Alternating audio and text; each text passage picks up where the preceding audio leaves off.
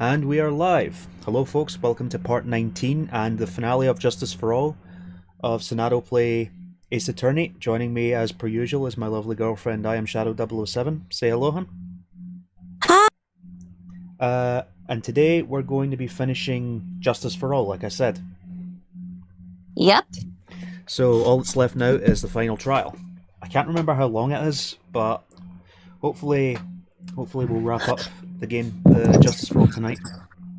And I will suggest this, honey, because this is a very risky trial. We might I would say let's save every like 5 to 10 minutes. Okay. Because it's one of those make it or break it trials. That's really only at the end where it's make it or break it. Yeah, true. It's only when we get to part 2 of the trial it's make it or break it. Anyway.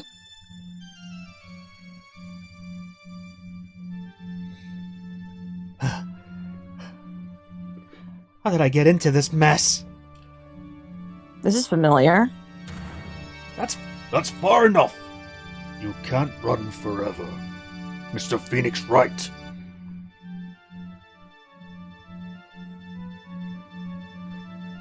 What? What have I done wrong? I cannot allow you to go on like this. Huh? But I'm just a simple defense attorney. Silence! You are no longer worthy of your title.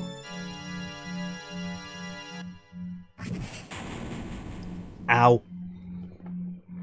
Court! Objection overruled!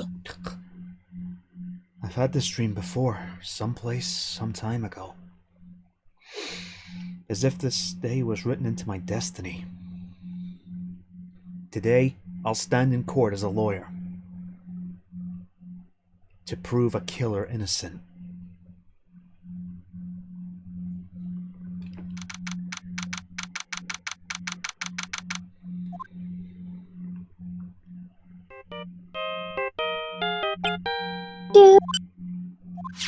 Hello, this is Phoenix Wright. You don't look so well, dude. You're gonna prove me not guilty today, right?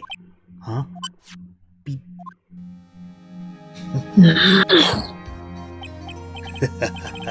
If you please, Mr. Lawyer. Remember, it's not just me. Your precious friend's life is riding on today's verdict, too.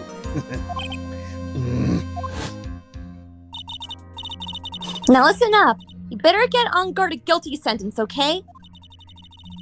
If you get that creepy slime bag and not guilty, I'll never forgive you. Ever. Maya. Phoenix. Phoenix! Yeah, Phoenix. Oh, sorry. It's okay. Mia!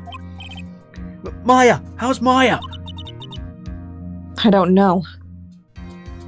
You don't know? She hasn't tried to channel me since yesterday. Mia, what am I supposed to do? Well, like I said, for a lawyer, the worst of times are when you have to force your biggest smiles. But You can't give up. There's still some hope left. stop it, please! There's nothing left. Not here, not anywhere. Is that a cursed Ungard again? Will you ever leave me alone? Look, don't call me anymore. I mean it. You're really mean, pal. Gumshoe! Gumshoe, I'm really sorry. Where are you? They let me join the investigation team and we're chasing after the killer, pal. Huh? Then you have some sort of lead? Sorry, but right now we've got 0 leads on the guy. But we're not going to give up. Gumshoe. Until the trial is over, until the verdict is handed down, we're going to do everything we can and find the killer. If we can get Maya out, then we can get Ungard the guilty verdict he deserves, pal. That's true. We could do that if we found Maya first. You got that? So you have to do whatever you can to make the trial last longer. I have to make the trial last longer? If you go with Mr. Edgeworth with everything you've got, then you two can draw it out. Oh, now I get it. I believe in you, pal. You and Mr. Edgeworth can do it. So, believe in us. We're going to give it all we've got, just like you. Got it. Thanks, Gumshoe. Boop. You're the best. Hey, Phoenix. You understand now, don't you? You have something money will never be able to buy. Friendship. It's the strongest weapon in the world, and you have it in abundance. Yeah. Looks like we're coming to the end. I have to make the trial last as long as I can. Gumshoe will come through. I know it. Oh boy.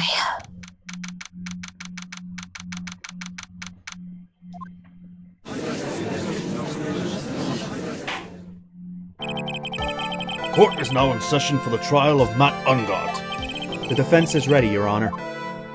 The prosecution has been ready for a while, Your Honor. Now, as I recall, we concluded yesterday's session with a big mystery on our hands. The mystery being, what exactly was Miss Adrian Andrews' role in this murder? That is to say, is she really connected to the crime itself? Mr. Edgeworth, if you would please inform the court of today's proceedings. Adrian Andrews. She forged evidence that threw suspicion onto Mr. Ungard, and then proceeded to escape the crime scene by wearing a nickel samurai costume. The guilt of these actions are those from which she cannot escape. Then you're saying she's guilty after all? I'm not finished, Your Honor. Miss Andrews has nothing to do with committing the actual murder. I would like to direct the court's attention to this card. What is that? It looks like a shell. This is the calling card of a certain assassin. Assassin, you say? Yes, Juan Corrida was killed by a professional assassin. And the person who hired the assassin, his client, so to speak, is Matt Ungard. What a surprising turn of events! I would think it's become commonplace by now, Your Honor. I know what's going on this time. So I know that everything Edgeworth has said is true. But we still have to hold out as long as we can. At least until Maya is safe and sound. I wonder how the trial will turn out today. Now then, please call your first witness, Mr. Edgeworth. The prosecution calls the defendant's mentor, Mr. Will Powers, to the stand. Now then, witness, your name and occupation, please. Okay. I'm, Will Powers. I'm a poor, underpaid action star. And what is your relation to the defendant? Well, I guess I'm sort of a lousy mentor to him in a way. Yeah. Mr. Powers, please, you don't need to put yourself down so much. Oh, sorry. Well, I'm just kind of a nothing sort of guy. On the night of the murder, you visited the defendant's room. Is this correct? Yes. I didn't know that. But you know, I didn't actually get to see Matt when I went. All you need to do is answer what you're asked. Now then, I would like you to please testify about when you went to Mr. Ungard's room. Okay, sure.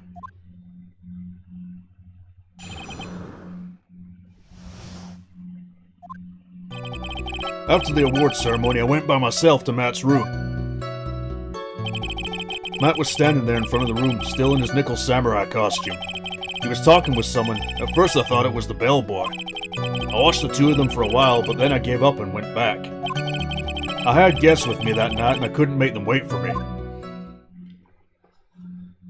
He watched the two of them and went back. Nothing seems out of place in Mr. Power's testimony. And talking with the bellboy is no big deal. If one assumes that the person Mr. Ungard was speaking with was an ordinary bellboy... What are you implying? Well, Mr. Wright, let's have your cross-examination, shall we? Looks like we're in another sticky situation. Huh? A trap. Can't you smell it, Phoenix? But for us to find out more, we're just going to have to go for the charge and head first, right? So he says he saw the two and then went back. Why? If he was really curious, he would have stayed. So, no. Nope.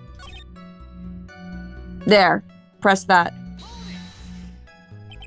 You saw the two of them, the bellboy and the defendant, together, correct? Yep, the bellboy just wanted to say congrats. Now, while you were watching the two of them, did you notice anything strange? You know, I did feel something weird. I think it was because Matt, well, he gave the bellboy a tip. A tip? And that's a perfectly normal thing to do. So, how long did you watch the two of them? Not more than a minute or two, I think. Now, go back to the third statement when he says he met the bellboy. Press that. At first? What do you mean by that?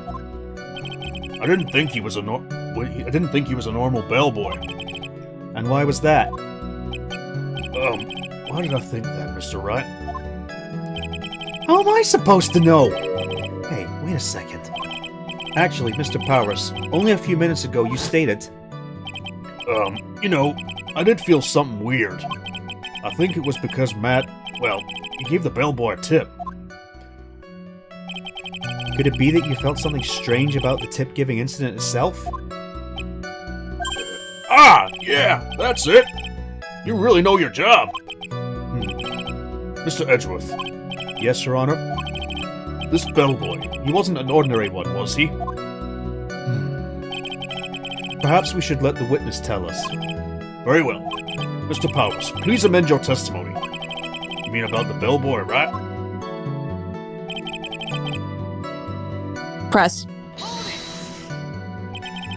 So he gave the bellboy a tip. What's so strange about that? Well, you see, Matt's not a poor penny pincher like me. I was trying to figure out how much it was because the tip really shocked me. How much it was? But that's when something even more surprising happened. The bellboy was putting the tip he got into his pocket. And that's when I got my first good look at the guy's face. I was really shocked. I'm afraid I don't follow at all. It sounds like Mr. Powers was surprised twice by this event. I wonder which of his shocking moments I should ask about. His tip. The defendant is a huge star. He can afford to give generous tips, wouldn't you agree? Sure. But giving him that much was maybe a little too much, I think. A little too much? Would you please clarify for the court? About how much would you say the defendant gave the bellboy? Honestly, I don't know. I can't even begin to guess. And why is that? Because he gave the bellboy a really, really fat roll of cash. A roll of cash?! Well, how interesting. That certainly was a very generous tip, wasn't it? A very fat roll of cash. That can hardly be called a tip, Your Honor. The judge is beginning to look awfully suspicious of us. Raise an objection. The defendant is a superstar. That kind of tip is typical fare for people like him. Objection. Are you saying all superstars are super spenders? If I could receive large rolls of cash by simply bringing people things on trays, then why on earth would I be standing around here prosecuting? He's got a point. I don't even get paid, let alone rolls of cash for all my hard work. So supposing that roll of cash was not a tip, then what was it? Payment, Your Honor. Payment? Isn't it obvious? For the murder of Mr. Juan Corrida. Then the bellboy the witness saw. Yes, he was the assassin. Hold your horses now! Mr. Edgeworth, you don't have any proof of this, do you? Have I ever been unprepared to support my claims, Your Honor? I have here the card Shelley de Killer left at the scene of the crime. Shelley de Killer. He's the person the police's special investigation team has been chasing for ages. I am certain that the person the witness saw was this very assassin, Shelley de Killer. Really? What's wrong, Mr. Powers? No, nothing. Something just clicked in my head and I think I just figured something out. Oh? Actually, I saw that bellboy again later on that night. What? Mr. Powers, please testify. Tell us what you saw. Yes, sir, right away.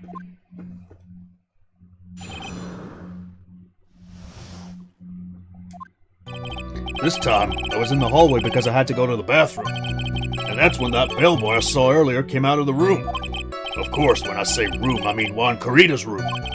Now that I think about it, that bellboy did seem kinda out of place. Yeah, so he had to be the assassin, I'm sure of it. I mean... The assassins seem out of place. Really. Thank you very much. That is all we need for now. Huh? But I'm not done. There's still more. Let us first establish that the bellboy was truly Mr. de Killer, then we shall see. So the bellboy came out of the victim's room. And if that bellboy really was the assassin, then I think the answer is fairly obvious. That would be correct, Your Honor. Well, Mr. Wright, I believe it's your turn to entertain and make us laugh. Ha ha ha ha ha! You shithead. This is no laughing matter. It was a sarcastic laugh, Mia. So he said that the bellboy was out of place. Let's ask about that.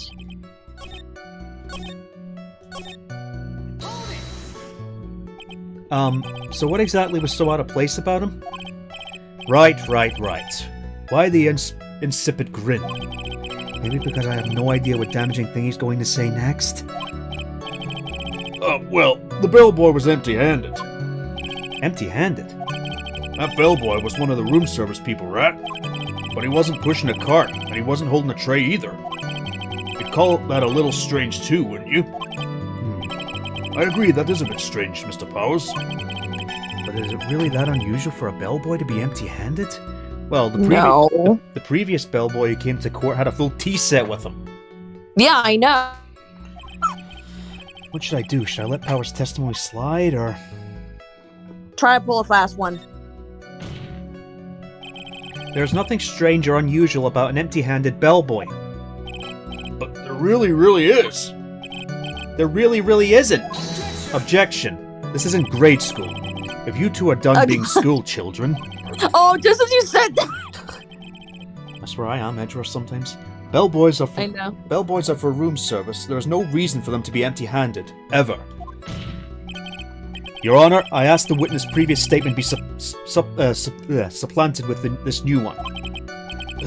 Edgeworth. Are you going to do whatever you can to make the bellboy look suspicious? I see. Very well. This court recognizes and grants the prosecution's request. Mr. Powers, if you could amend your testimony, please. Yes, sir.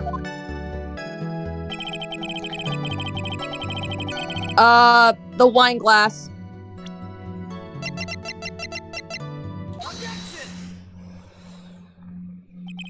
Mr. Powers, Yes? you're easily influenced by other people's words, aren't you? As soon as you heard that bellboy might have been a killer, you got caught up in believing it must be true. But isn't he really suspicious? He's got all those stitches and... So, a baseball has stitches. Are you saying all baseballs are suspicious because they have stitches? What? Well, there's also... I mean, what about him being empty-handed? I would like to ask the court to please take a look here. This is the crime scene. There's a wine glass sitting next to Mr. Kurita's body. The liquid inside this glass is tomato juice. And now, if you would look at what is on top of the table in the lower right corner here, anyone can clearly see that it's a tray with a bottle of tomato juice on it. The bellboy had just brought this to Mr. Kurita's room. He left the tray in the room, which is why he was empty-handed when he left. But that would mean the bellboy had seen and left a dead body in the room.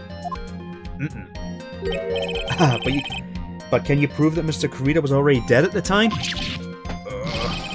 Mr. Edgeworth, Yes. I blame you for leading me down this route. I'm terribly sorry. What is with him? Why is he laughing? Witness, isn't there one more thing you would like to share with us? Is there? The bellboy was empty-handed, or should I say empty-handed. I recall you had something interesting to say about his hands. Oh yeah, almost forgot. Huh? What? That bellboy, he was wearing gloves. But isn't it normal for room service to wear gloves Oh, sometimes? yes. Yeah. Gloves? Yeah, pitch black leather ones. All the other bellboys don't wear gloves like that, right?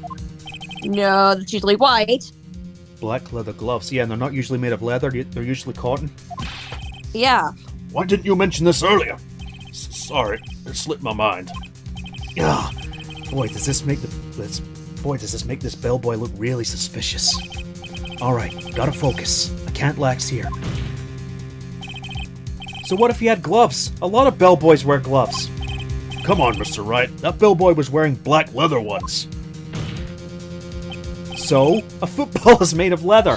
Are you saying all footballs are suspicious because they're made of leather?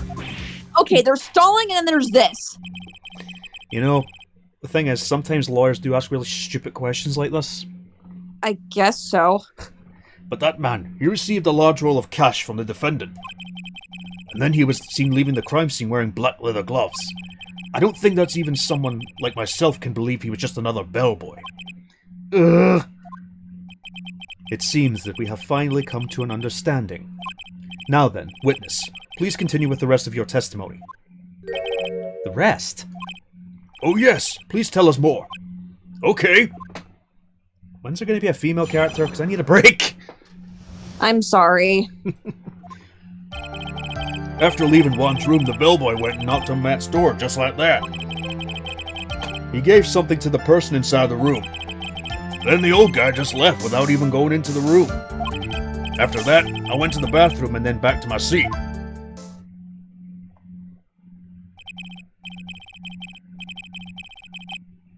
So the bellboy, after leaving the crime scene, next went to the defendant's room. Hearing my accent, huh? Do you mean my natural Scottish accent or the accents I'm putting on? Yeah, I kind of saw that by accident. Some accident, I'd say you saw too much. And all of it was suspicious to high heaven. I think it's safe to say that we can no longer consider this bellboy to be normal. Now then, let's get started, shall we? Mr. Wright, your cross-examination, please. Yes, Your Honor. Let's go to the second statement. Because that was suspicious.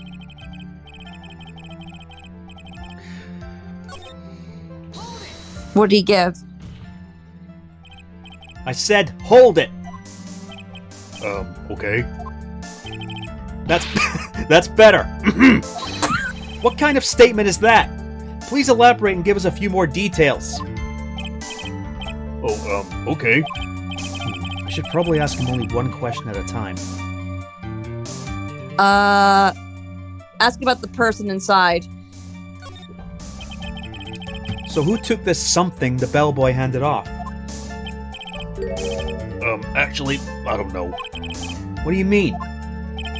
I'm sorry, but I only saw the person's arm. Only an arm. Then you're saying you didn't see the person's face? Yeah. Well, it was Mr. Ungard's room, correct? So it could have only been Mr. Ungard himself, I'd say. And then, what did the bellboy do after that?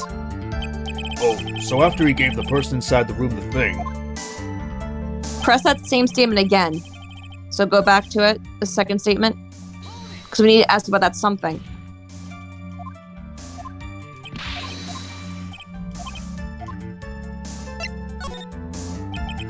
He gave something to this person. Yeah! And what was this something? If I remembered what it was, I wouldn't be calling it a something, would I? But this implies that something was removed from the scene of the crime. Are you sure you really can't remember, Mr. Powers?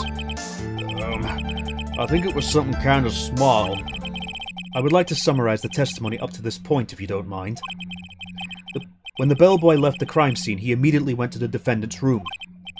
There, he handed a small item of some sorts to the person inside. As for the person who received the item, all you could see was the person's arm. Yes, it was just like that. Mr. Edgeworth, is this all really that important? Of course, Your Honor. I think this is of the utmost importance. This is when whatever was removed from the crime scene was handed over to the client. Mr. Powers, please try to remember what it was the bellboy handed off. Well, let's see. I think it was... no.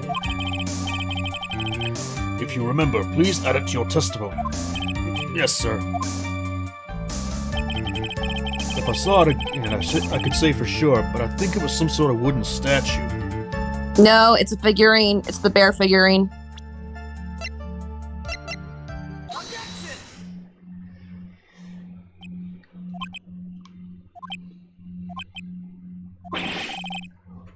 What was the point of that pregnant pause? Where did that objection come from? Well, speak up. It was me, Your Honor. What is it, Phoenix? I have a feeling that something bad is going to happen once I show this. Mr. Wright, if you have something to say, please spit it out. Yes, Your Honor.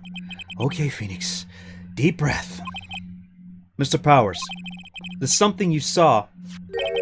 Was it this item? Oh, hey, that's it! That's the something! Wow, Mr. Wright, you're really figuring it out. I recall we found this at Matt Ungard's mansion. At the defendant's house? What does this mean? It's simple, Your Honor. Shelley the killer assassinated Juan Corrida in his room. And then he stole this wooden bear from the scene of the crime. Then the bear being found at Mr. Ungard's mansion would mean... It goes without saying, Your Honor. Mr. Matt Ungard is the killer's client. Order! Order! Order! I said order! Mr. Wright, this is a most unfortunate turn of events for you. Yeah. Kill me. Sorry, Mia. No, it's all right. Your judgment was sound. Actually, I figured the bear would come up. If not now, then it would have later on. Even if you haven't shown it to the court, I'm sure your friend Edgeworth would have. I almost forgot that he knew about it too. I think it is clear from that there is no need for us to continue this trial. I can't let this happen. I have to do something. There has to be something we've overlooked. Your Honor, a minute, please. Yes, Mr. Wright? There are still a few points left that we have not fully explored. What are you trying to pull? Oh, well, we can't have that. All right, Mr. Wright, what questionable point would you like to explore further? The person who received the bear. there was one thing in Mr. Power's testimony that was very unclear. And that is the identity of the person who received the bear. He gave something to the person inside the room. I'm sorry, but I only saw the person's arm. As long as we don't know who it was that took the bear, we can't be sure. Ah! Huh?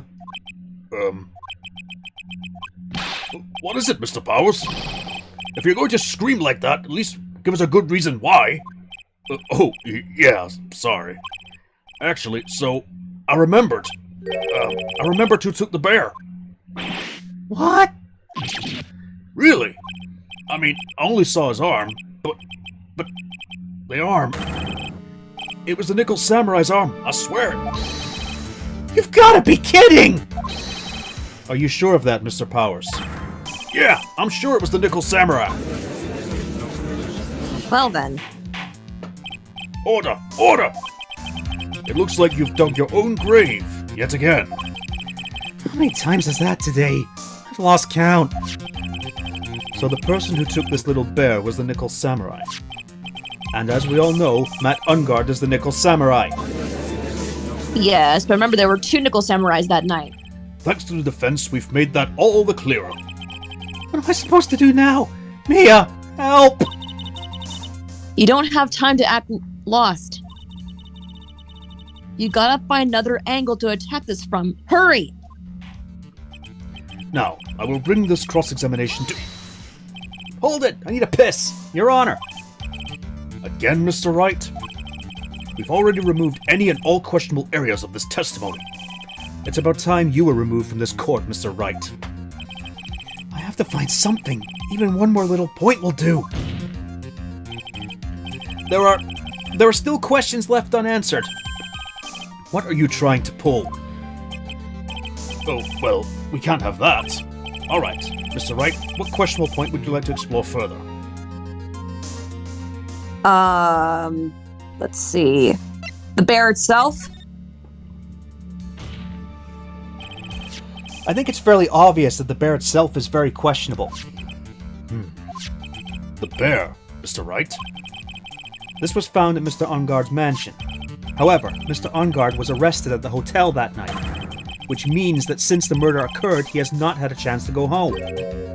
Oh. I think Your Honor has already figured out what I'm trying to say. It's not possible that it was Mr. Ungard who took this bear to the mansion.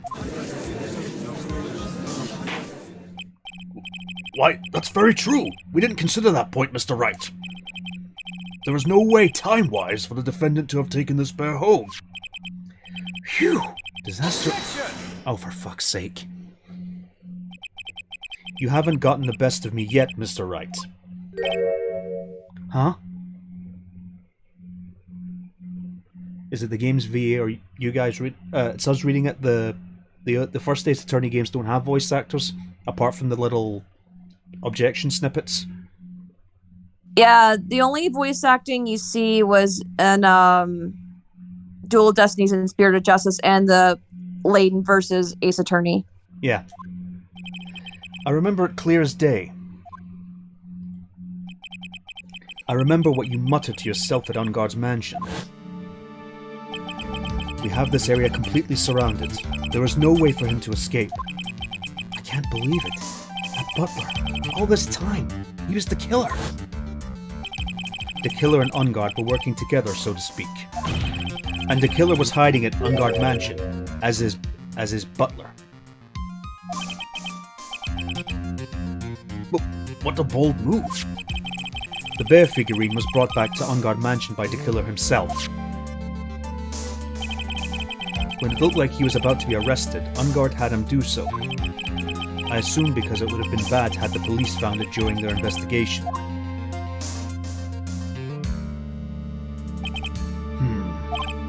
Well, Mr. Wright, you've been quiet for a while now. This is too much. Isn't there anything I can attack at all?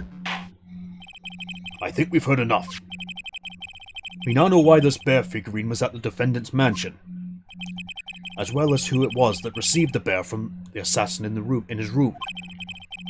Everything has become very clear. The client who hired the assassin to commit the murder was Mr. Matt Ungard. I see no reason for this trial to continue. Therefore, I will now hand down my verdict. Thank you, Your Honor, for your understanding. You see, Mr. Wright, you could not win against the truth, could you? I knew it would turn out this way. After all, what Edgeworth stated is the truth. Any last objections, Mr. Wright? Well, do I? What should I do? Raise an objection. I will now... Oh, for fuck's sake, Wright! There's only one way for me to drag this trial out. The only thing I have left is this one dirty trick. Your Honor, right now we have these two reasons to believe my client is the assassin's client. Reason number one, he accepted the bear figurine from the assassin. Reason number two, that very same figurine was found at Ungard Mansion. However, it's possible that this is all the work of a certain other person. What do you say? What I'm saying is, it's possible a different person is the killer's real client. The real client? Yes. Tisk, tisk, tisk. Is that all you have? Now then, Mr. Wright, let's hear your theory. Who do you say is the killer's real client and therefore the real murderer? Adrian Andrews. Adrian Andrews? Yes, we already know that she tried to frame Matt Ungard for the crime. By wearing a spare nickel samurai costume.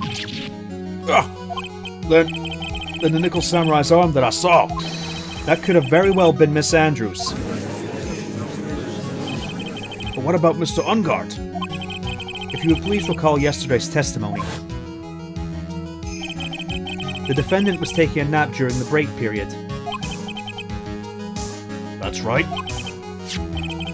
Then finding this figure at Mr. Ungard's mansion?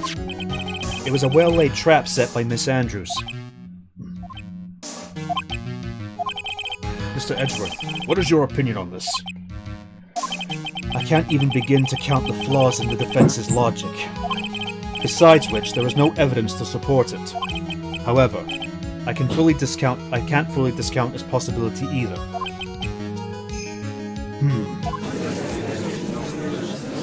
What is with this trial? Come on! Anyone can tell Edgar did it. I can't believe the defense would go as far to pin the guilt on someone else. Yeah, unbelievable. It's not something petty. It's a murder of all things. This is to save Maya. This is to save Maya. Even if the whole world turns against me, this is one fight I can't give up on. Order! Order! Order! All disruptive parties will be forced to leave the courtroom. Your Honor, for the benefit of the defense, I'm willing to play along with his what-if game. His what-if game, Mr. Edgeworth? The prosecution is prepared to challenge the defense's theory. Mr. Wright, even you must have thought it strange and wondered. Why would the criminal want this little wooden bear? He's right. The killer did specially bring that bear to Ungard right away. Why do you ask? Is there something special about it? Absolutely. I am sure that once the court knows its significance, the true killer's identity will become crystal clear. Your Honor, the prosecution calls upon a witness who will clear all doubts against Miss Andrews. And who would that be? It's quite simple, Your Honor. Miss Adrian Andrews herself. I see. Well then, the court will take a short 10-minute recess. The prosecution will prepare its witness in that time. Yes, Your Honor.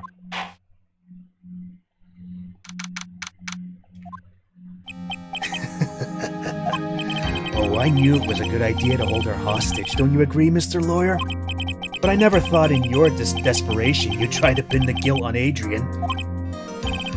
I swear this demon will pay. Mr. Nick! Oh, where have you been? Pearls! Where's Mia? I don't know. A really strong power suddenly called her away. A really strong power?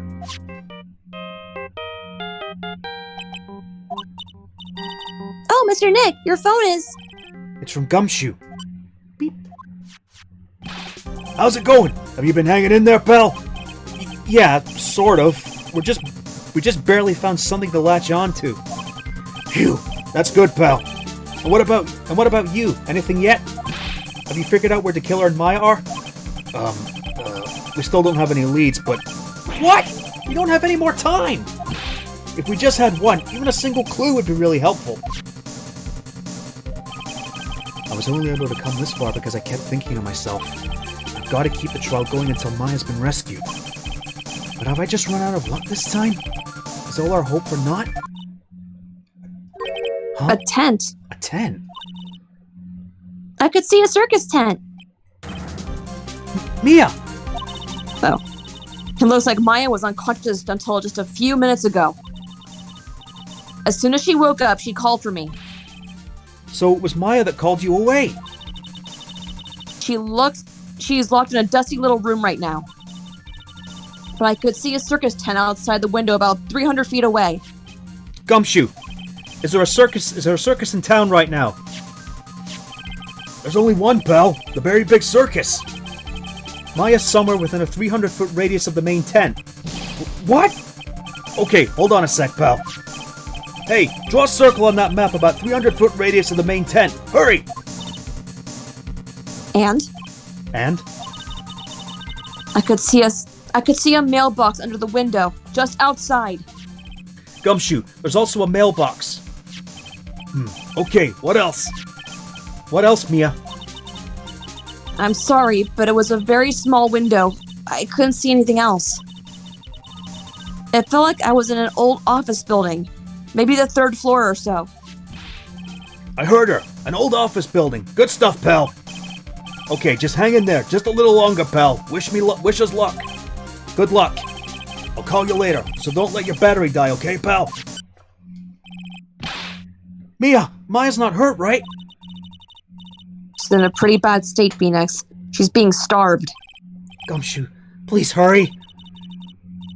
Looks like we're out of time. Are you alright, Phoenix? It's only a matter of time before Maya's rescued.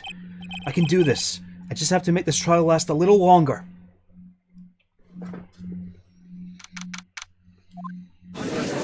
Here's where I come in. Court will now reconvene. The killer, the man who murdered the victim, handed this to his client. From this, one obvious question arises. Why this particular item? I believe the answer to that question will provide us with the name of the real culprit. Now then, the prosecution calls the defendant's manager, Adrian Andrews, to the stand. Currently, the witness is accused of tampering and obstruction of justice. However, you have been called to the witness stand today to ascertain who exactly is guilty of murder. I understand. Very good. Now, have you ever seen this bear before, Miss Andrews? Of course I have. You've seen it before? That's right. It's only natural that the witness has. Miss Andrews, could you please enlighten the court to this bear's secrets? Alright. Why? Why does she...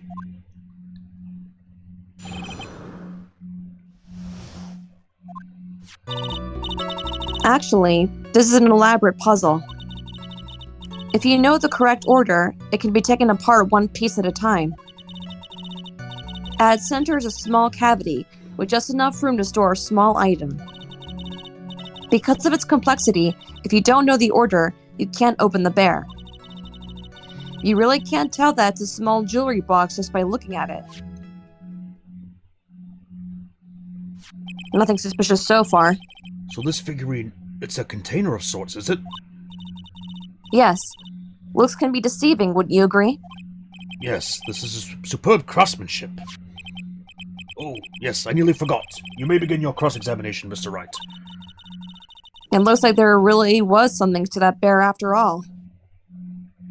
Alright, let's keep asking her.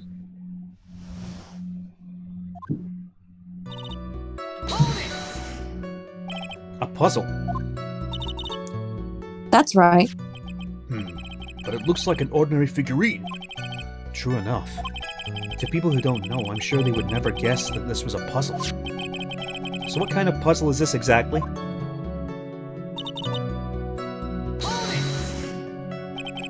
So you can take it apart. And how would one go about doing that? Well, you first turn its tail to the right and then push it in. Oh, yes, I see. After that, the arms and legs are free to move and can be removed. Ooh, this is most interesting. You're having too much fun. A boy and his new toy. It's like he's 5 all over again. Hey, I'd have fun with that. Me too. Oh, don't mind me. Go ahead and carry on. God damn. I think he's lost it. No shit. So, what do you find after you take the puzzle apart?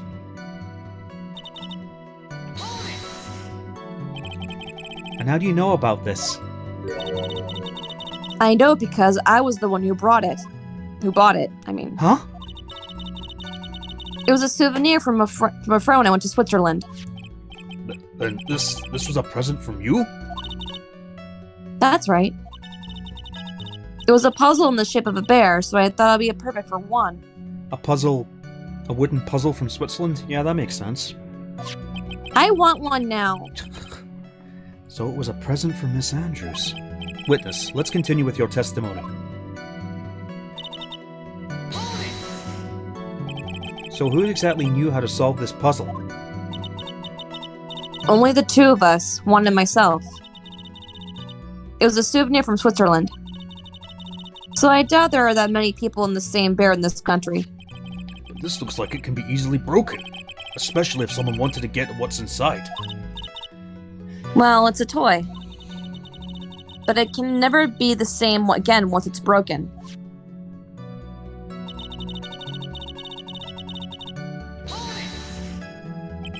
Who else knows that this bear is actually a small container, or jewelry box? I never told anyone. And as long as Juan never told anyone either, then only the two of us knew. The two of you, huh? Then of course that means Mr. Ungard didn't know, right? I think this is all I'm going to get for now. Okay. Well, Mr. Wright, I think even you have come to realize that there is one very important fact that we have uncovered, and that is this. This bear is actually a jewelry box. Now that we have agreed to this point, there's only one logical question that can come next, and that is this. What is inside this box? What's inside? That's right. That's what we're going to find out next. Witness, Yes? you are the only one who can open this. Please.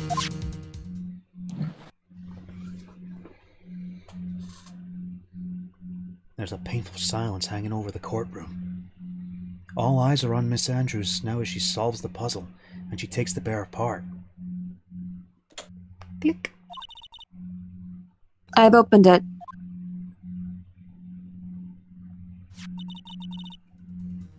Is this what you wanted? What is that? It looks like a note. I don't think we need to guess at what that is. Do we, Mr. Wright? It's the suicide note. The suicide note. The suicide note left by Juan Corrida's former manager, Celeste Inpax. Until now, no one knew of its whereabouts, but just as we suspected, it was hidden. Hidden by the victim, Juan Corrida himself. It seems Celeste Inpax had a very beautiful handwriting, and she's just as beautifully signed her own name on this document. This is most definitely the note she left before she committed suicide. Order! Witness, did you know about this? Yes, I did. I heard all about it from Juan. When I discovered his body, I looked for the bear. I wanted to destroy the note before it became public. But I couldn't find it anywhere. Because it had already been taken by the killer. Everything is going at Mr. Edgeworth's pace. So now that the suicide note has been found, what's the next logical question? What is written on the note? That's right. At least that's what I would think. Now then, I believe it is only appropriate the contents of this note be made known. I can't stop you, can I? I went through so much just to get my hands on it. And I was going to burn it for her sake. I'm deeply sorry, but I can't allow you to persuade me to stop. Your Honor, if you could please read the contents of the note aloud. Very well. The judge's voice rang loud and clear through the deathly silent courtroom. In her note, Celeste Impax left us a record of all that had happened to her. About being used and then thrown away by Ungard. About being engaged to Kurita and Ungard's role in destroying that. And about how she decided, in her despair, to end it all.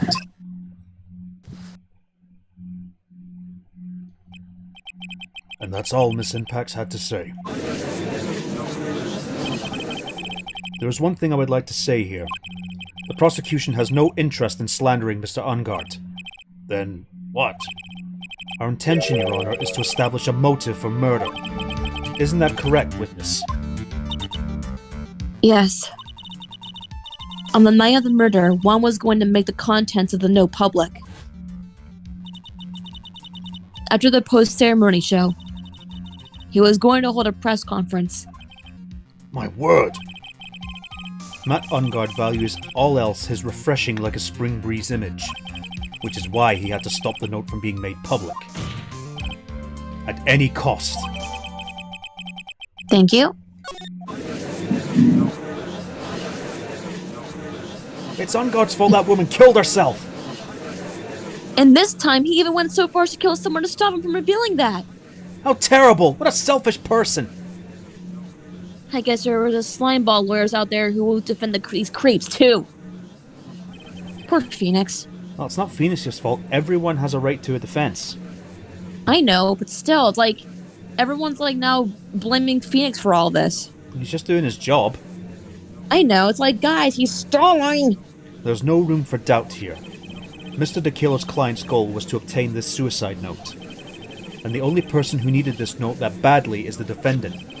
Let's not forget that the bear with this note was found inside the defendant's house.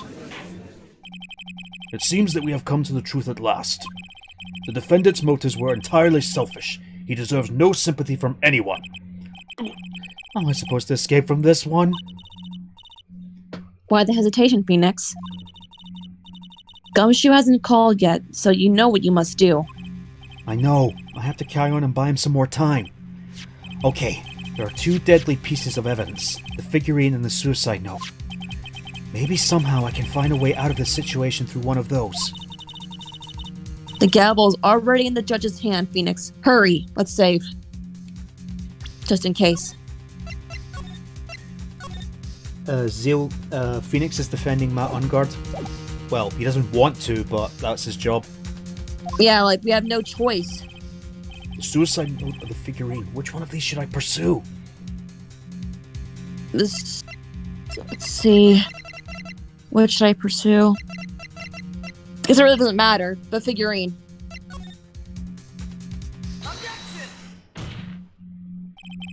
Please wait, Your Honor. Oh man, look at that lawyer. He's still going at it? It's like he doesn't care that he's trying to get a killer off the hook. The assassin took this with him from the crime scene after murdering Mr. Kurita. At the request of his client, of course. So what's your point, Mr. Wright? I don't think it's possible that Mr. DeKiller's client was Matt Ungard. In fact, I think there's a contradiction here. You can tell just by looking at it that the bear is really a jewelry box. The chances that Matt Ungard thought the note was inside this bear are 0 to none. Oh, I didn't think of it that way. Exactly, but I didn't think of it that way, and I did think of it that way, and I thought it was rather strange. After all, there's no reason why Mr. Ungard would ever want a jewelry box like this. Because one likes bears, Ungard doesn't. Order! Order! Order! You make a valid point, Mr. Wright. Mr. Edgeworth, what is your opinion? It was just a flash, but I think I did rather well on this one. Unfortunately. I think he believes differently. I believe a show of appreciation is in order. Huh? The defense seems to be in love with wishing more despair upon itself. I would like to direct the court's attention to this. What is that? It is a very small video camera, Your Honor. This type of camera is commonly used as a means of spying. Spying? What the? I thought that spy camera was in my possession! Matt Ungard and the victim both thought of the other as their biggest rival. They even went so far as to use this type of item to find each other's weaknesses.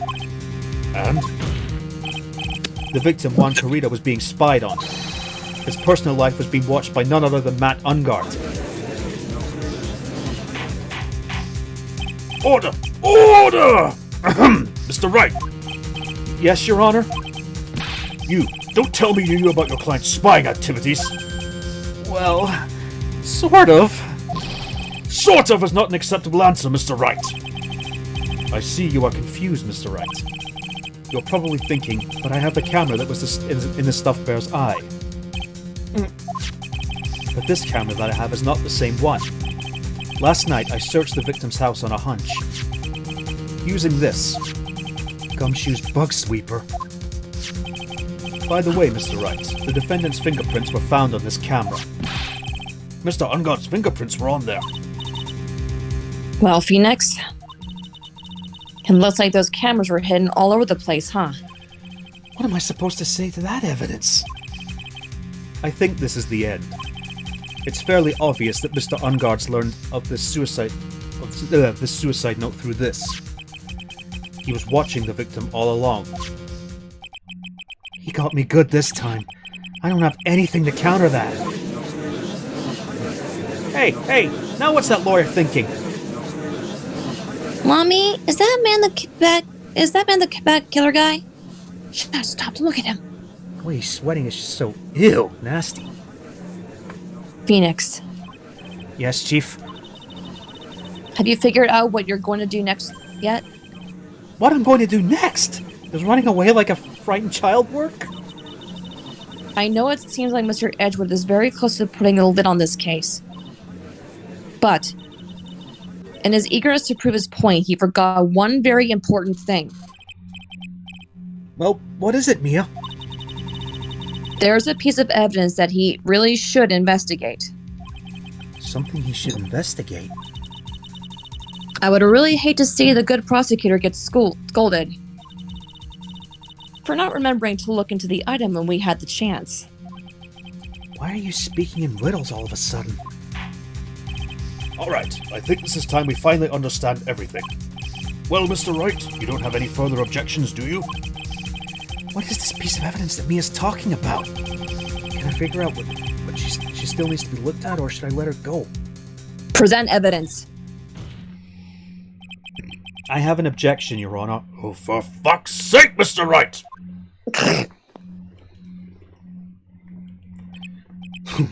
That was about the weakest objection I've ever heard, Mr. Wright. Objection! Your Honor, the defense has no intention of letting this go so easily. You're beginning to sound desperate. That's just your imagination, Your Honor. Mr. Edgeworth, this is not like you at all. In your eagerness to prove your point, you've forgotten one very important thing.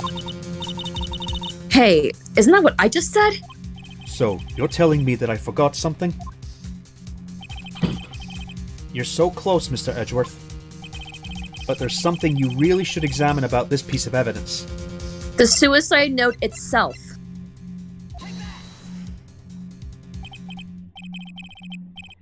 That is Miss Impact's suicide note. Who knows? I mean, sure, this suicide note was found inside this bear, but this bear was in my possession until only a few moments ago. Which means... The handwriting on the suicide note has not yet to be analyzed. Oh! So, as to whether this pivotal piece of evidence was really written by Miss Impax or not, has yet to be even remotely confirmed. Mr. Wright, you can't seriously be suggesting... Mr. Wright, are you saying this suicide note is a fake? Miss Andrews, you were the one who tried to pin this murder on Mr. Ungard. Who's to say you didn't create a fake suicide note and put it into this bear?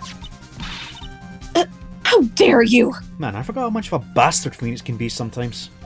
I know. Objection. Your Honor, the defense is indiscriminately accusing the witness again. There is no evidence linking the witness to the suicide note whatsoever. But if this is a fake, then the witness is the only person who could have made it. What? Recall the witness's testimony concerning this figurine. The only person other than the victim who could have solved this puzzle is the witness herself. Miss Andrews, you wrote this note, didn't you? You wrote it so you could use it to frame Matt Ungard.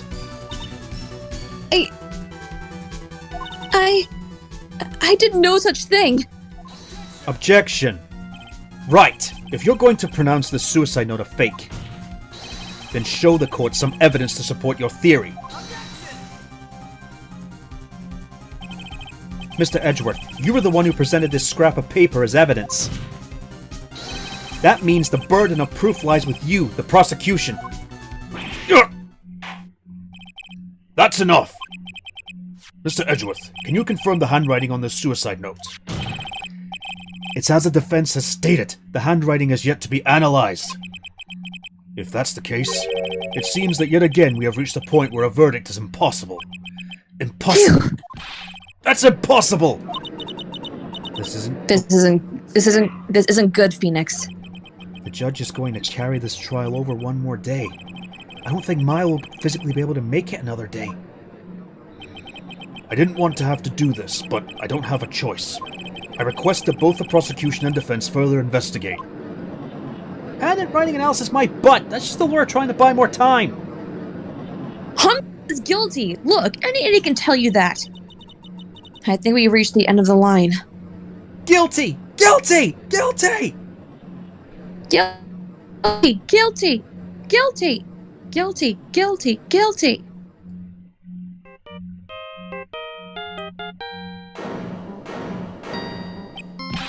What does that sound? It's Gumshoe! Hello? Gumshoe? What is with him? What's with that sigh? Where's Maya? What happened to the killer? He got away. What? I'm sorry, pal. I really am. I don't know what to say besides I'm sorry. I wish there was some way to make it up to you. I really do. Anyway, what's going on? We found his hideout, pal. But the two of them are already gone. This is terrible. I'm going to keep looking for them, pal. Don't you worry. I just need a little more time. But don't tell me we don't. We don't have it. We don't have any more. Guilty! Guilty! Guilty! Guilty! Guilty! Guilty! It's the same thing.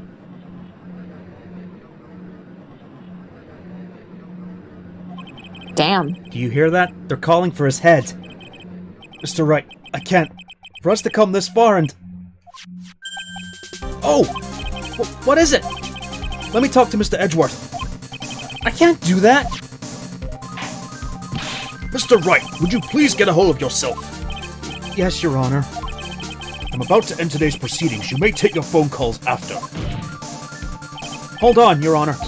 Edgeworth, catch! Mr. Edgeworth? Please, you've got to buy us some more time. Court is in session. Beep. I'm sorry, Your Honor. You were saying... Mr. Wright, this is a court of law. I'm sorry, Your Honor, but... I am reluctant to do this. However, it appears that I have no choice but to suspend proceedings until tomorrow. This time, I really can't do anything. Court is adjourned for the day.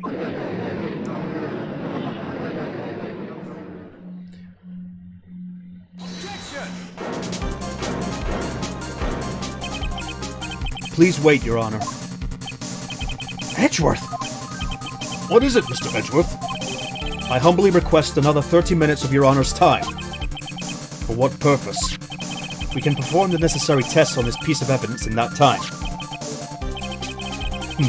But can you really obtain your results in 30 minutes? I believe we can, Your Honor. But wouldn't it be better if we adjourn for today and then reconvene tomorrow? 30 minutes, please, Your Honor. That's all I'm asking for. Please, Your Honor. Very well. At the prosecution's request, this court will now take a 30-minute recess. But be advised that I will not allow another recess today. I'm not sure if this is helping or hurting us. The court will now take its final recess of the day. Oh boy. Right, well, what's going on with Maya's situation? The killer. It looks like he got away again. 30 minutes? We can't find her in that time.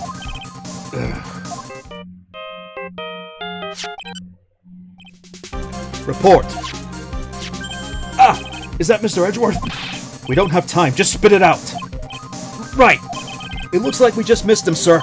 But the killer left a few things behind by accident in his rush to get away. A few things. Can we use any of them as evidence? Oh, I thought you'd ask, pal. I've got the things he left with me right now, and I'm on my way over. Really? That's odd. Any items that are usually sent to the crime lab first. We don't have time to wait for those guys, sir. When those guys weren't looking, I swiped the stuff and ran. What? Well, I'm not a detective anymore, so I had to. I'm really sorry, sir, but I've got to put the law on hold for now. Sounds bad. I hope he doesn't get in too much trouble over this. With my hunk of junk car, I'll say we'll be there in about 20 minutes, sir. Don't worry, I'll be there. Wait for me. All right, just get here in one piece.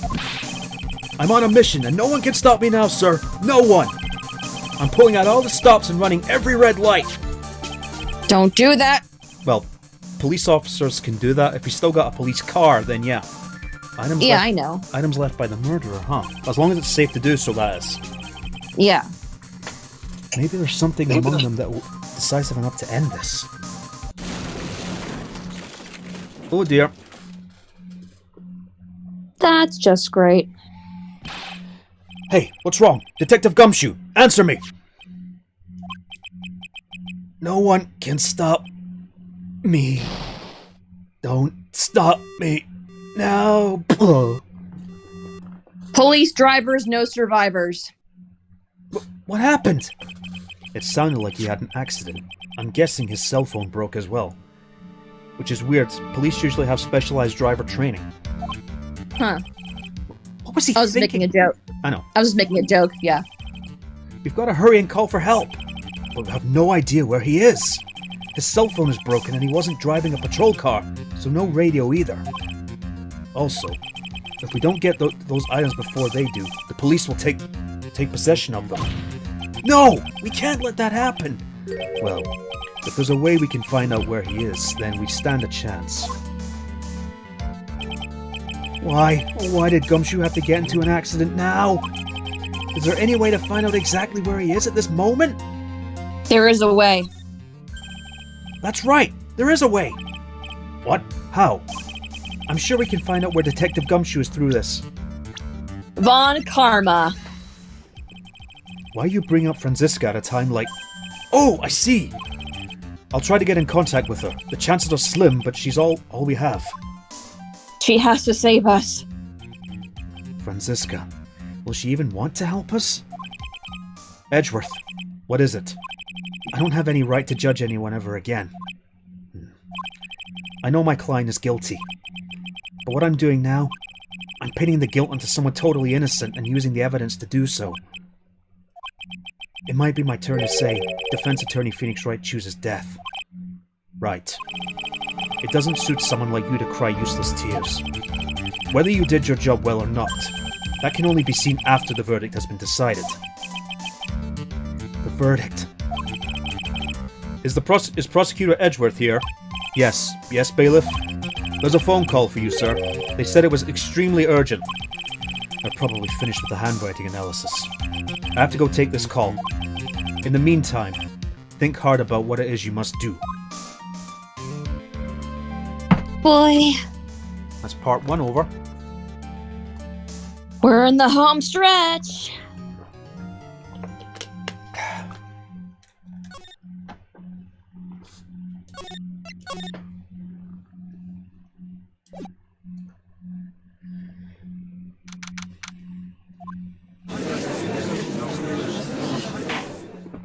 The court will now reconvene. I assume both sides are ready. Yes, Your Honor. Yes, Your Honor.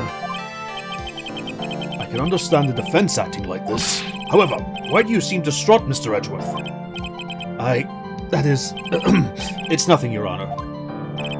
What's wrong with Edgeworth? It looks like something unexpected just happened to him. Now then, Mr. Edgeworth, if you could please tell the court the results of the handwriting analysis on Miss Impact's suicide note. Yes, Your Honor. Unfortunately, we have discovered that this suicide note is a forgery. What? What do you mean, Mr. Edgeworth? This note was not written by Miss Impact herself. It is a fake.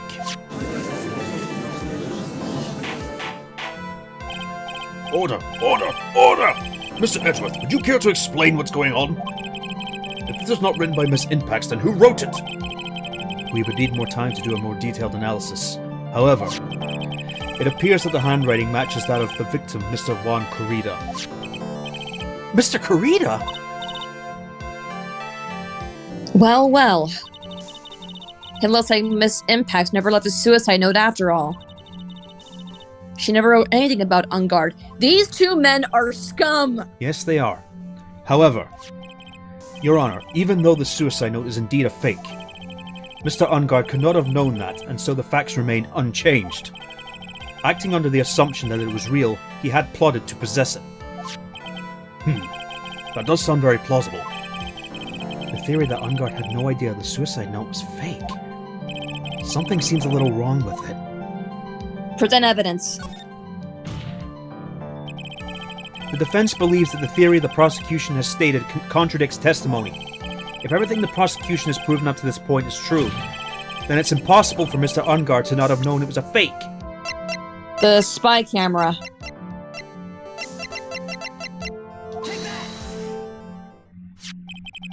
What is this little item called again? A video camera, Your Honor. Well, a very small one, but... Oh, that's right, a camera. You kids and your fancy toys nowadays. Cameras have been around since the 1800s. Dude, where have you been? Mr. Edgeworth, earlier you claimed that Mr. Ungard knew of the existence of this note because he was spying on the victim, isn't that right? If that were true, then that means Mr. Ungard would have known that the victim had forged the note. Ah! So then, the defendant knew this suicide note was a fake. And if that's true, then the situation has suddenly changed in a very dramatic way.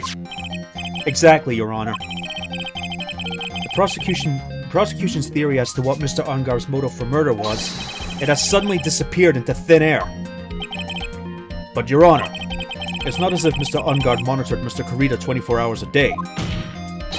Perhaps the victim wrote a note in a place Mr. Ungard didn't know of. Well, right back at you, Mr. Edgeworth. Why don't you show us some proof that the victim made the forgery at an unknown place?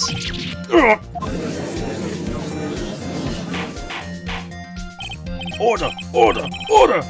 Mr. Edgeworth, it looks like this time it is you who dug his own grave. As I figured. Huh? As you figured?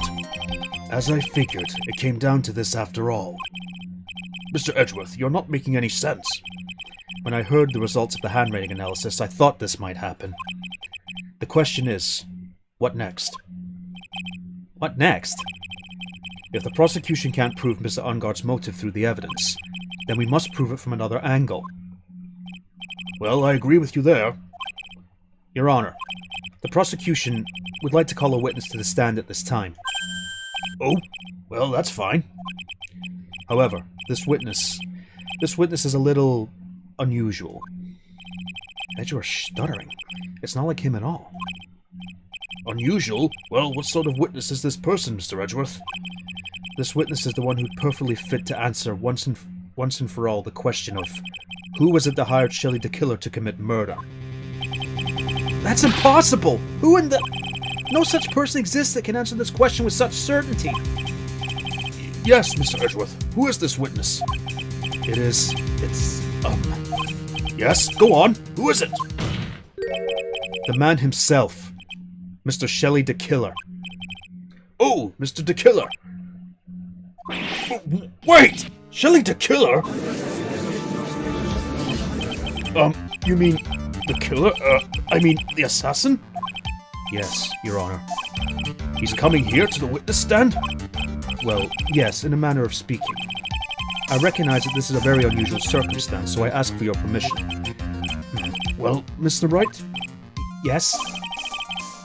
Is this all right with you? Do I have a choice here? I can't really do much else to drag this trial out. Wow. The defense has no objections, Your Honor.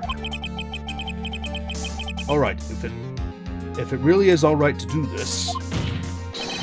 Very well then, the prosecution calls this witness to the stand. Edgeworth, there's no other way... Is there no other way left to us? Now then, witness. Your name and your, occupation, please. Very good, sir. My name is Shelley the Killer, and I am a professional assassin. I say! What's going on here? Your Honor? How can you remain so calm? What is the meaning of this two-way radio? Actually, Your Honor, it was delivered to me just now, and it came with a condition. As long as we do not trace its source, Mr. the Killer will testify to the court. So this must be what the urgent phone call I got earlier was about. Oh no, this will not do. I cannot allow this in my court.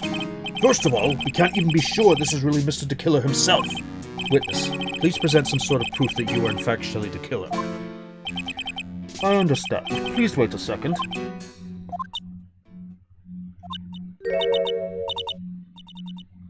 Oh, hungry. Maya! Maya! A voice! Mr. Wright, can you confirm anything from this? The defense has no objections to this person. We are satisfied that this man is indeed Shelley the Killer. It looks like we have run into yet another unexpected turn of events. Well, it doesn't seem like we have too many choices under these circumstances, so... Now then, witness. There was one thing I would like to confirm before we speak of anything else. And what would that be? At the request of a client, you killed Mr. Juan Carrera. Is this correct?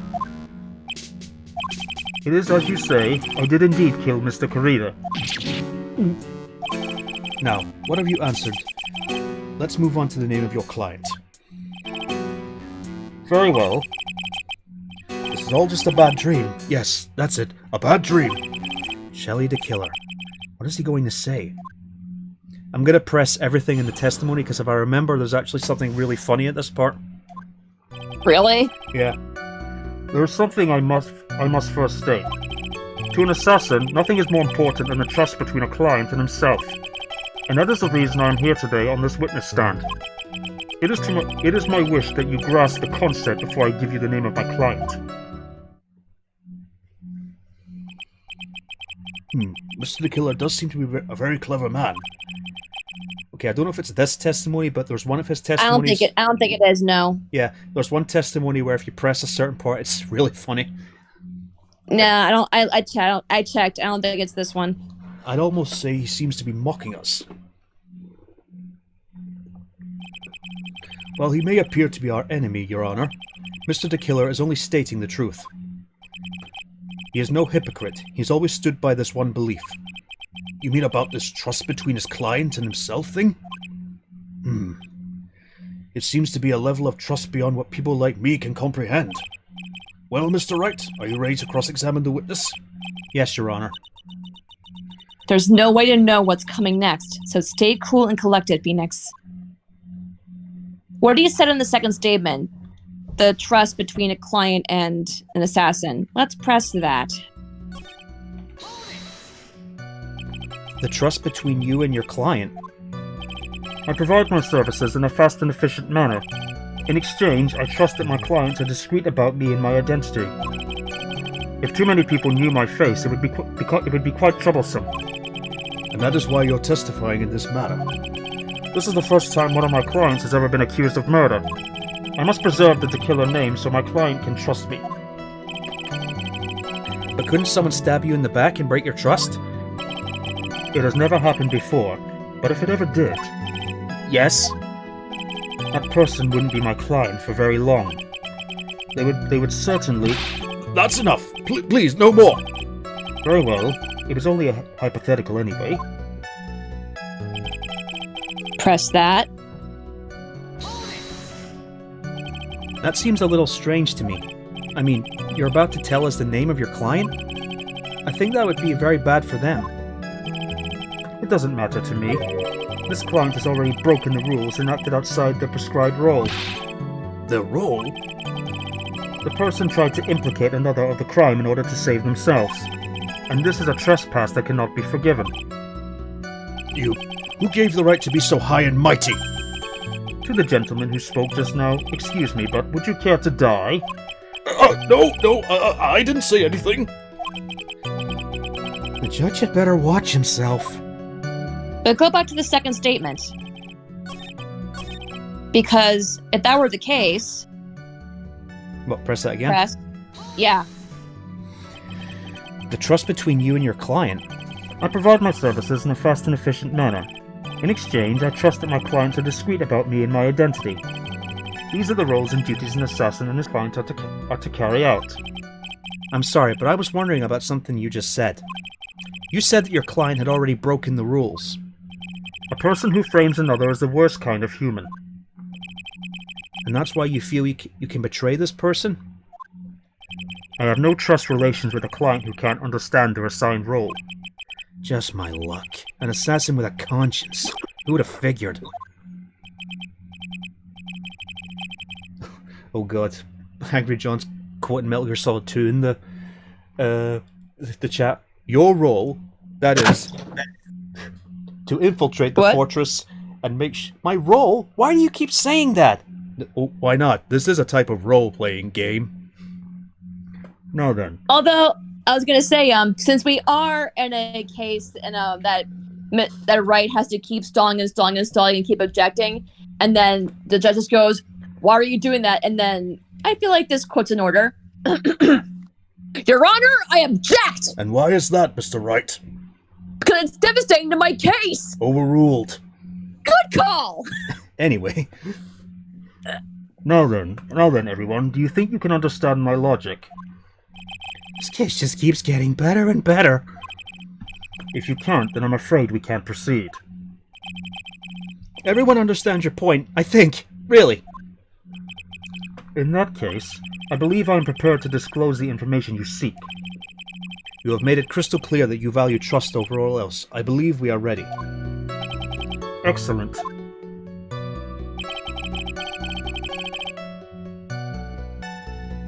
But...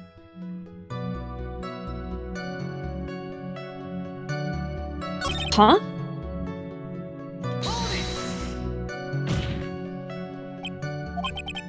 What is it? Now I can't bring myself to ask the client's name. If you can't ask it, Mr. Wright, then I will. Witness.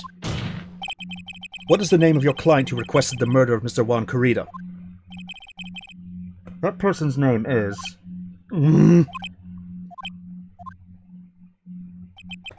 Adrian Andrews. What?! He's lying! Witness! That's not who you told me it was earlier. Pray tell, what are you talking about, Mr. Prosecutor? I should think I know my own client, and it is Adrian Andrews. What?! He's lying. This can't be! On the phone earlier! What's going on here?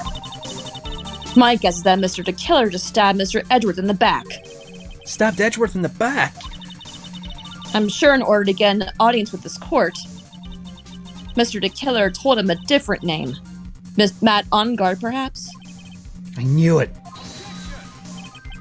This is outrageous. I was deceived. This witness was telling a very serious lie. But you were the one who summoned this witness. You, Shelley the Killer. My testimony is the truth. The defendant at the moment is Matt Ungard. Am I correct? All I wish to do is help procure his acquittal. Wow. All of a sudden, it feels like we can actually win this. Yeah. The prosecution has failed to provide a motive and has instead provided this suicide note, which is a forgery created by the victim. Furthermore, there is a possibility the defendant himself knew it was a fake. But most definitive of all, we have heard from the assassin himself the name of his client. Mr. the Killer's client who requested the murder was not the defendant at all. No. With all this evidence, it is obvious to me that this means that Mr. Matt Ungard is innocent. I seem to have caused you all a bit of confusion. Please, continue your discussion and call me when you have reached a verdict. Beep. Dick. Bailiff, please bring Miss Adrian Andrews in immediately. What now? With the way this is going, Ungard will be found innocent. This may be our last chance to save Maya. Yeah, but Edgeworth is right. The killer is lying. And Ungard, my client, I know he's guilty. Can I live with myself if I win this? Who would have believed that the prosecution's own witness would absolve the defendant? Your Honor, the prosecution requests permission to further question the witness. Shelley the Killer is certainly lying under oath. It wasn't me! Listen, everyone, please. That testimony just now, it was all one big lie. Miss Andrews. The suicide note may have been a fake. But that man, Matt, he is the reason Celeste died. And Juan's death, it was all because he got pulled into Matt's twisted world. That testimony just now, you have to believe me. It was a horrible, horrible lie. But Mr. the Killer himself has testified. He has named you as his client. No, that's not true. Also, there is quite a bit of evidence that points to you. The knife and the button, donning the nickel samurai costume. But that's... You even have a motive. We know that Miss Celeste impacted a large part of your life. You wanted to follow her, and you wanted to revenge against the two who hurt her. I would say you have plenty of reasons to want them both dead. No! Mr. Wright! You know the truth! Tell them! Tell them the real story! Who the real killer is! Tell them! Please, help me! Yes, I know the truth. Mr. Wright, Yes, Your Honor? I believe we have reached the end of this trial. Therefore, I ask the defense to any final words or opinions. I have to decide. Do I take the not guilty verdict and save Maya? Or do I throw this chance away and wait for Gumshoe's new evidence? What am I supposed to do? Request the trial to continue! Phoenix. I can't do it, Mia. I can't accept the not guilty. You are a lawyer. I know. But Matt Ungard is a killer. A murderer. I can't let him get away with this. I can't let someone else take the fall. If I let Miss Andrews be convicted, then I'm no better than Ungard. And even though I don't want to admit it, I have to face the fact. That's because of Edgeworth that I now know the real truth. He could have gotten Ungard convicted so many times over. But he never took a single one of those chances. If I take this verdict right now, I'd be betraying his trust. His trust? I never thought about it until now. I trust him? Yes, you do. Mr. Wright, your opinion, please. The defense requests that we be allowed to further question Mr. the Killer. Am I hearing you correctly, Mr. Wright? Right. But the witness has cleared your client through his testimony. Your job here is done. I'm not done yet. To see through the witness's lies and find the truth. That's my job, Your Honor. There's still more evidence to look at. And I'm sure that once those pieces arrive here in this very courtroom, a miracle will occur. Very well. The trial will continue. Mr. Edgeworth, please re-establish connection with Mr. the Killer. Right away, Your Honor.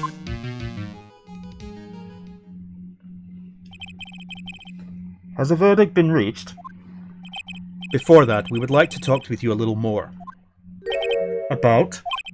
All you needed from me was the name of my client. What else could you need me for?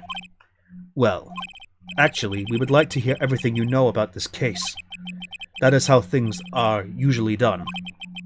What is he talking about? Usually done? But what shall we have him testify about now? Mr. the Killer, if you don't mind, please testify about your client in more detail.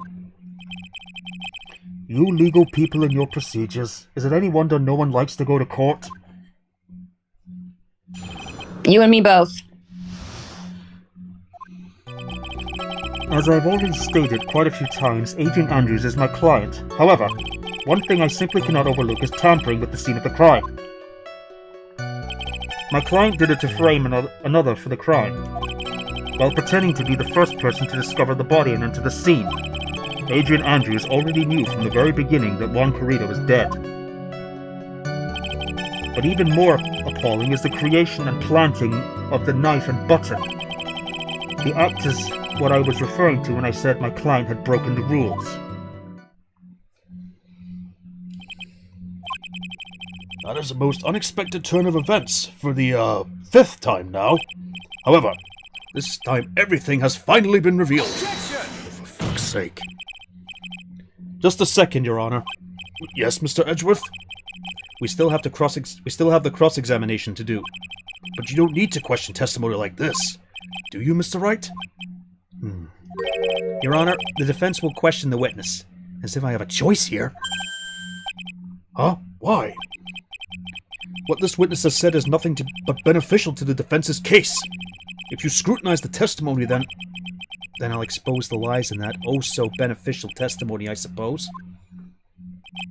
I don't understand what's going on anymore. That makes two of us! All right. Press. What is it, Mr. Wright? If I press him the wrong way, it might raise suspicions on his end. But I have to do something to waste more time. Witness, about requesting a hit. Yes? How much is your fee? I see you are also quite a dark-hearted man, Mr. Attorney. Huh? If you would like to talk business, we can do so after the trial. No! I'm not thinking of hiring... Mr. Wright! Yes? You want to kill me! You want me dead, don't you? What? Why would you think something like that, Your Honor? Guilty! Mr. Phoenix Wright, you are hereby declared guilty! Witness, let's continue. Why did you disclose the name of your client? They are your client, are they not? Yeah, that was the funny bit I was talking about. Yep. No. Press. Oops. No, go back. There. Press. So you're saying most clients wouldn't do such a thing? That is correct. Usually, most people try to create an alibi for themselves. If you should use my services, Mr. Attorney, I would suggest you plan for your alibi too. No, I already told you, I have no intention of using your services, ever! you keep looking at me like I'm the one on trial here? No. No. Press. And that's all you have to testify? Yes, and I pray that I will never be called to the stand again. Again? As in you plan to continue? I must, as I have yet to find a person to take my place and become the fourth successor. Actually, how would you like a new life, Mr. Attorney? Excuse me? No. I'm fine, really. Are you really now? I wonder what kind of man the judge thinks I am now. What are you gonna do now, Phoenix? All I can do now is expose the lies. That's true. However, you realize that will be very bad for our client, right? I'm so confused. But the one thing I know for sure is I can't let this trial end yet. Well, he did say that Adrian knew for sure that Ungard is dead, so if you go to that statement... This one? No. It's what he has... Ah. There. Present the wine glass. If she really knew, then why'd she have the wine glass there? She wouldn't have known. Thank you so much for taking the time to testify, Mr. the Killer. What is the meaning of that attitude? When Adrian Andrews entered the victim's room, your client had no idea that Juan Corrida had been murdered. But how?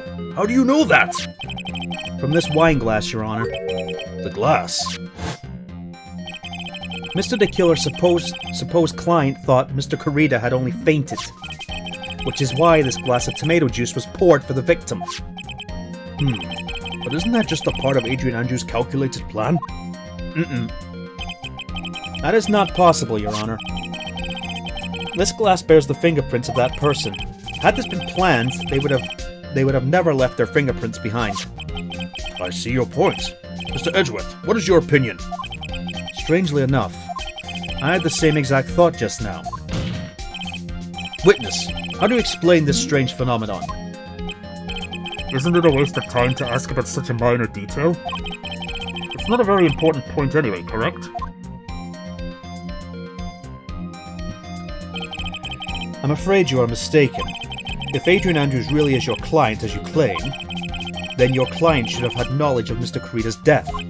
If not, then that can only mean that Adrian Andrews was never your client at all. Gotcha. Oh, shite. How strange. Yes? Why is it that the attorney has yet to raise an objection at this absurd situation? Phoenix. If the killer figures out what you're up to, we're in real trouble. Yeah, I know. And you just said that out loud, so he probably heard you! Mr. Edgeworth, I'm surprised. You know you can't say things like that without any evidence. Ah, sorry. Well, that was an awfully weak objection for the two of you. Anyway, I'm positive there was a contradiction in that testimony. The prosecution requests further testimony concerning when the request was taken. Very well. Right now, I have to buy us more time. While we wait for the items the killer left behind to get here, I just know that the very outcome of this trial lies with those items.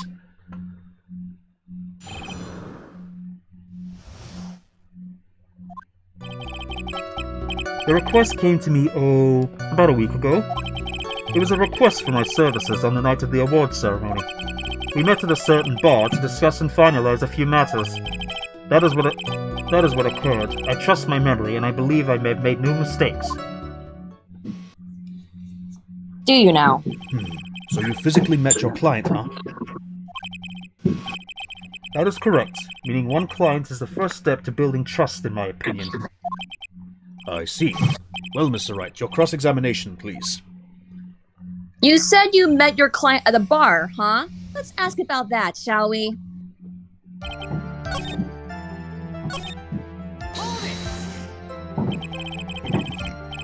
So you physically met Adrian Andrews, right? Of course I did. What was that? What was with that brief pause? Press further. Witness, I would like for you to give us a few more details. I always meet my clients as a matter of principle. I have never taken a request by telephone or mail. And why is that? That's because I value the trust between a client and myself above all else. And the only way to establish that is to speak to the client while looking them in the eye. Well, Mr. Wright, what is the testimony just now of any importance? It's not important. Why he meets his clients is not important, and that wasn't the point. Witness, please stop sidestepping my questions. What do you mean by that? My question was, did you really meet Adrian Andrews in person? I have already told you, Mr. Wright, I did. It was only through talking with him face to face that I began to trust him. Him? That's when I thought, I can trust this person as a client. It's true what they say about talking face to face. Well, Mr. Wright, was the testimony just now of any importance? Yes. Very important. Yes. If I heard what I think I heard just now, then I think I've got him. Your Honor, I believe this testimony just now was of the utmost importance. Huh? Really? If that's the case, witness, please include the statement just now in your testimony. Very well. Very well.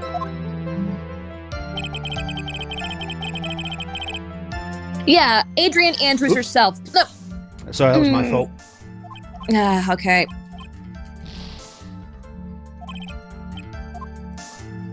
My finger slipped and pressed triangle by accident. It's okay. Adrian Andrews herself.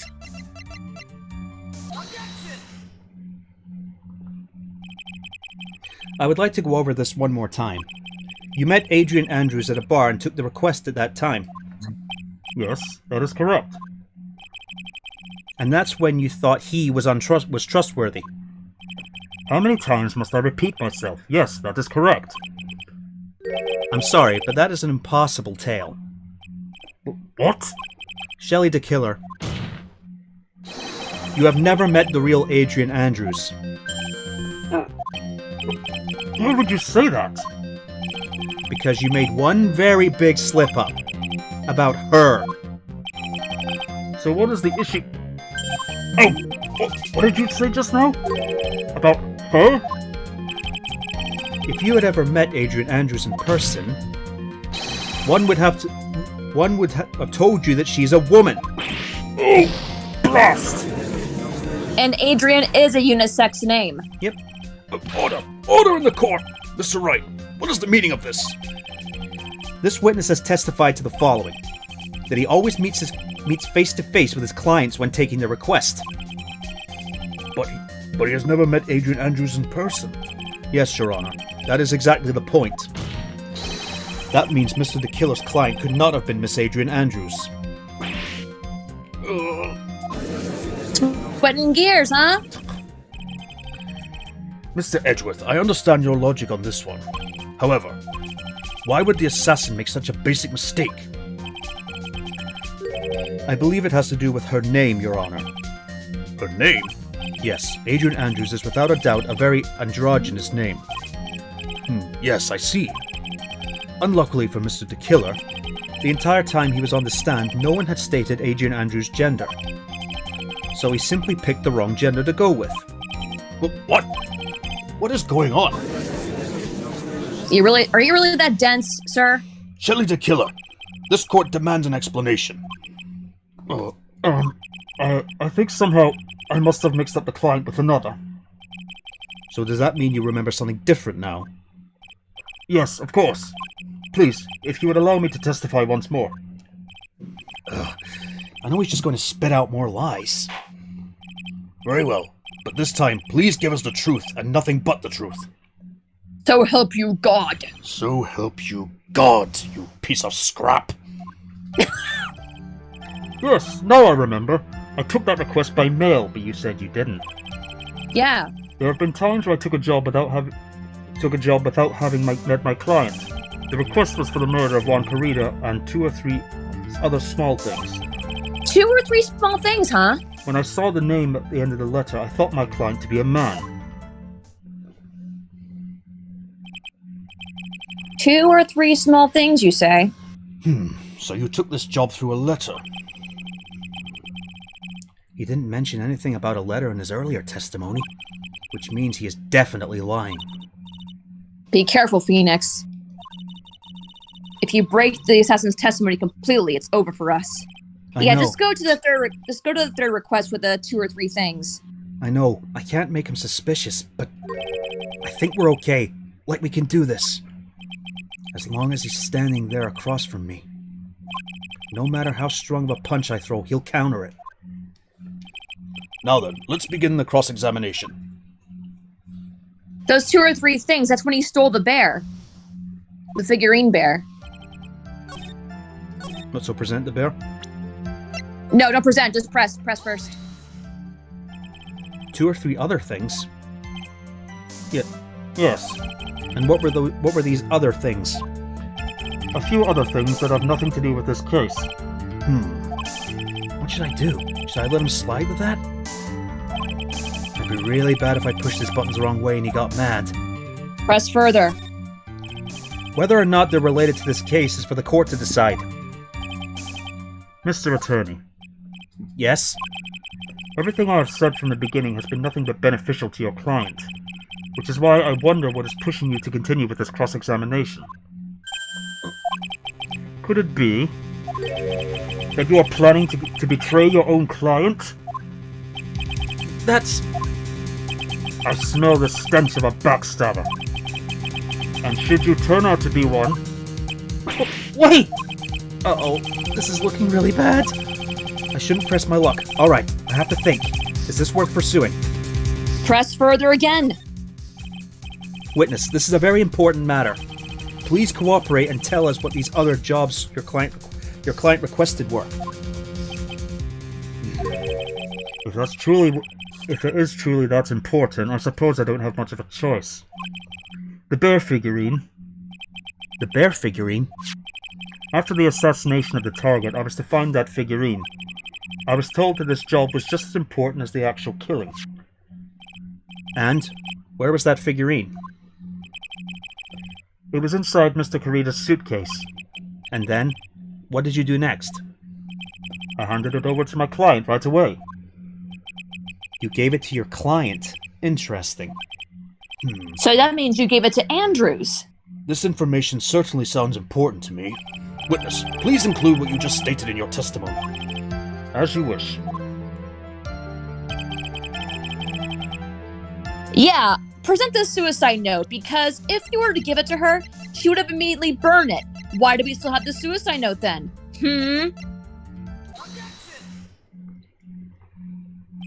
Shelley the Killer. If you had really given the bear to Miss Andrews, then this item should not have been inside it. This item?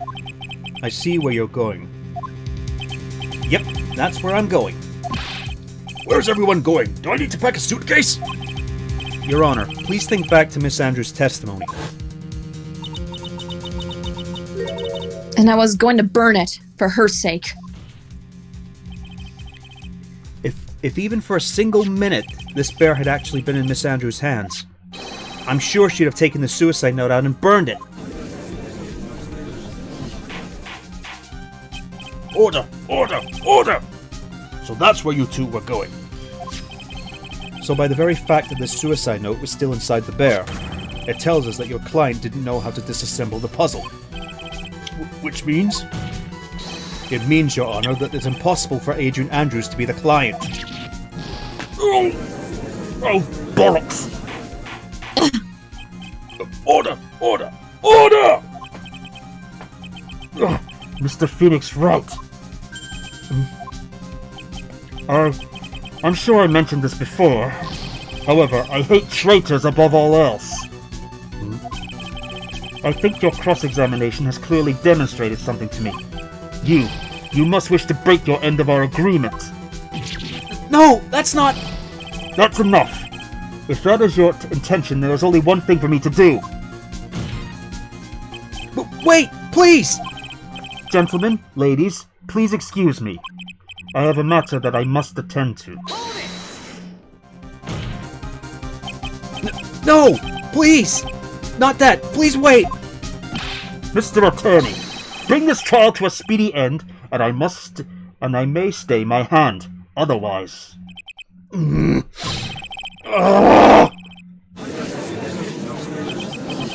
in the... Mr. Wright, are you... Mr. Edgeworth? Yes, Your Honor? I didn't understand this witness outburst just now. Do you think there's a need to hear more testimony, or is this enough? Well, we should. Edgeworth, we can't do this! If we keep this up, Maya, she'll... The prosecution... What has come over everyone? Even you... The prosecution... rests. What is going on around here? The prosecution has no further questions, Your Honor. What?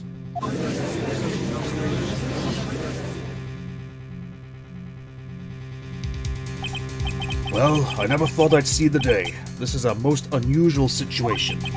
If the prosecution rests with no further questions, then the prosecution has failed to uphold its stance. If that's the case, then even though I am reluctant, I must believe that Mr. DeKiller's testimony is accurate. That would mean that Shelley DeKiller's client is Adrian Andrews. Mr. Wright. Yes, Your Honor? If I end the trial here, right now, then your client, Matt Ungard, would be declared innocent. And in his place, Adrian Andrews would be charged with murder. Miss Andrews would be charged with murder? The prosecution has no further questions, so we will now hear the defense's final remarks. Bailiff, please bring the defendant, Matt Ungard, to the stand. The items from DeKiller's hideout didn't make it in time. We tried as hard as we could, but it looks like our time has run out. I can't believe it. The outcome now lies in your hands.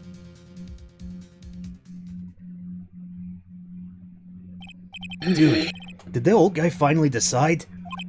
To be honest, I can't think of you as truly innocent and good person. You have done enough evil to drive a woman to suicide. But, at least on the charge of murder, it would appear you are innocent. Ha! So, I guess even the old fuddy-duddy figured me out. Mr. Ungard? What an atrocious lawyer I have, giving his own client up like this. And that refreshing like a spring breeze crap is just as atrocious, don't you agree? Anyway, get on with it and pronounce me innocent already.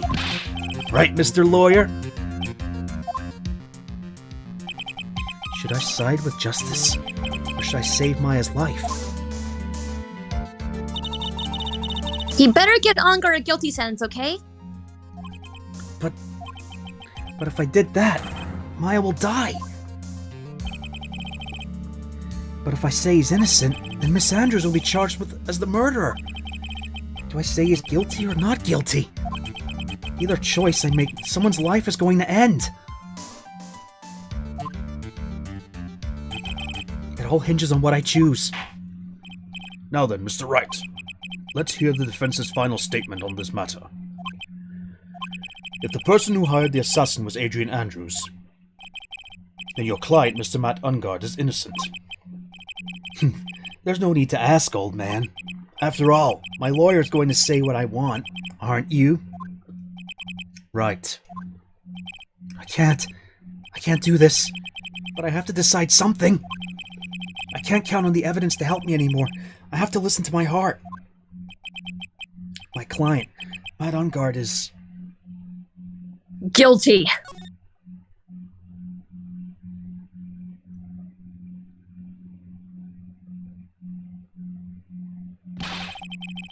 We are waiting for your answer, Mr. Wright. Matt Ungard, your client deserves an answer. Maya, I'm sorry. Matt Ungard is... Ow! Jackson! Oh, thank God! Franziska von Karma! Oh, I couldn't be happy to see you. What are you? Oh! You see now, don't you, Mr. Phoenix Wright? This is exactly why you should never take your eyes off that scruffy fool. Did you bring them, the final pieces? Do you have them? You should know better than to ask that, Mr. Miles Edgeworth. Avant Karma is perfect in every way. The evidence is here in perfect condition. Don't worry about Scruffy. He's fine and his injuries are minor. All of the items are inside this. What a filthy old coat this is. That's Gumshoes. I can spot his tattered rags anywhere. I apologize for its ugliness, but there was nothing else to wrap the items in. Hey, he's got a coat jacket. I fought long and hard this whole trial. All for what is inside that raggedy coat. I'm sure that inside that coat lies a crucial piece of evidence. Your Honor, inside that filthy coat are the defense's final pieces of evidence. Your final evidence?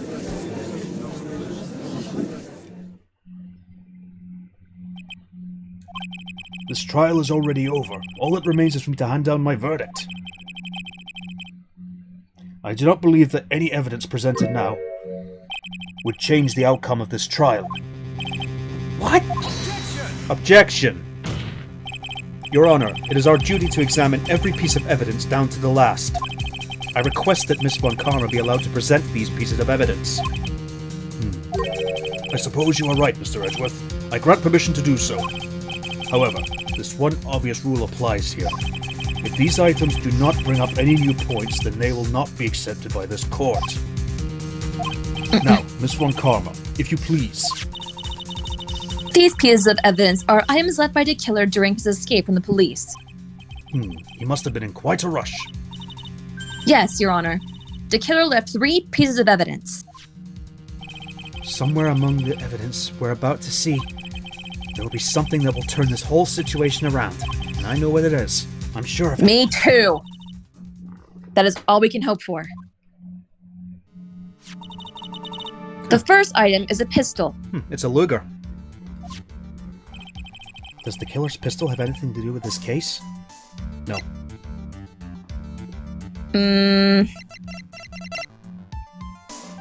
Question for more details. Does the pistol have any relation to this case? We have yet to perform a ballistic test, so I can't say anything for certain. I'm guessing that's the pistol she was shot with. Yes. A German gets shot by a German pistol. How fitting. However, I believe it has something to do with this case, at least with me. That's the pistol that he used to shoot you, isn't it? That's what I believe, yes. Oh. I kept the bullet they removed from my shoulder as a sort of memento. I'm sure it will be an excellent sample for the test. So that's the pistol that was used to shoot Franziska. It's probably not going to help us very much. Okay. The second piece of evidence is this videotape. The funny thing is, this is supposed to be set in 2017. You're getting a videotape? That's why in the anime they used a disc. Yeah, they changed it to a DVD. Yeah. I bet the killer took that from Ungard Mansion. Question? Have you checked the contents of that tape? Unfortunately, there was no time to. Oh, yeah. But I would speculate that this tape is very important. Oh, it is. Why would you say that? Because he came back to his hideout for it. Well, Zai, the reason Manfred von Karma kept the bullet in his shoulder because he had to make it appear that, well, nothing was wrong. Yeah, and to make sure he get away scot-free from killing Gregory Edgeworth. Did the killer went back for it? That's right. It looks like he was trying to recover it. He injured 3 of the officers at the site. But somehow it looks like they managed to protect it from the killer. Charlie the Killer is no ordinary man. Thank you. Thank you. The last piece of evidence is this Bellboy uniform. Is that the uniform from the Gatewater Hotel? Question. Was that used during the crime? Sorry. I am almost certain it was. There's even There's even a pair of black leather gloves in one of the pockets. There's no doubt about it. The killer was wearing this on the night of the murder. There is one thing I found interesting about this uniform. And what is that? There is a button missing on this uniform. A button? It's a very unique button. I'm sure if it were to recover it, it would provide us with an interesting clue. Thank you. That is all I have to present, Your Honor. It's just as I thought. And what is that, Your Honor? I'm sure we are under normal... I'm sure were we under normal circumstances, these items from Shelley the Killer's hideout would be very important clues. However, our question is not who did the killing. It is who is the client. Yes, that is correct. And if these three items do not tell us anything about that... Thank you for your hard work, Miss Von Carver. You may step down now. Hold it! Wait, Your Honor! Please allow me to examine this new evidence. Overruled. Good call! This court already has all the evidence it needs to hand down a verdict. Wonderful. Absolutely splendid. This judge is such a brilliant man, isn't he? Is this the end? Phoenix. I knew it. There's no such thing as a miracle in this world, is there? I think you're wrong. I think they do exist. But you have to make that miracle happen. You've come this far. You can't give up now. But no matter how you think about it, it's... Hold on, there's a little bit of lag. Try. For my sake. Just think about it for a second. There are two ways out of the situation for us. Two? The first. Make Ungard wish from the bottom of his soul for a guilty verdict. Huh? The killer will always place his client's wishes first. If Ungard himself wishes to be convicted, then he will let his hostage go. That may be true, but that's asking me to do the impossible. The second way. Force the killer to end his contract with Ungard. If the killer were to no longer think of Ungard as his client, then he would let Maya go. Mia, that's even more impossible. He's a man who values his duty towards his clients above all else.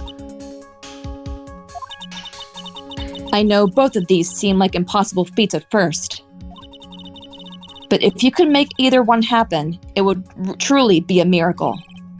The bigger problem is, the judge already said he doesn't need any more evidence.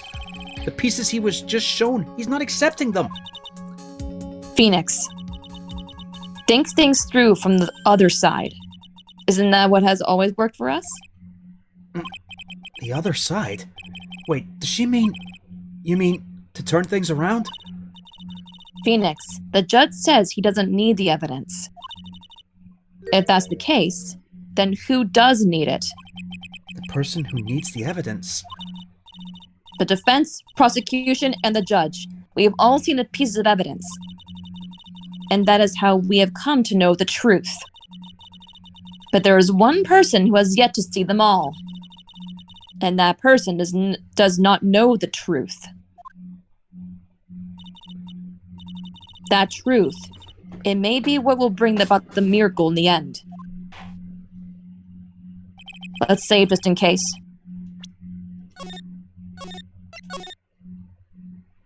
There we go. Okay. There are no objections this time, correct? Now then, I will pronounce my verdict. Why don't we all respectfully sit back and listen, kids? Oh, for fuck's sake, Wright!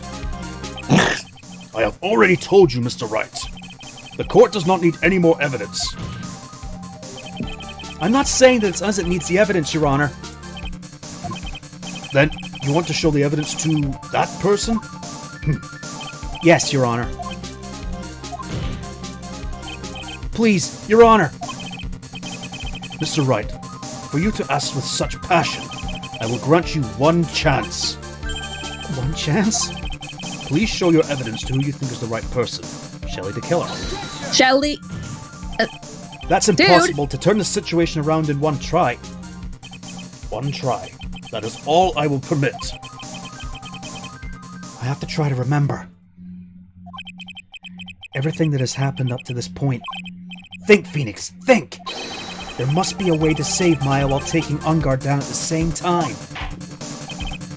Now then, Mr. Wright, let's not waste any more time.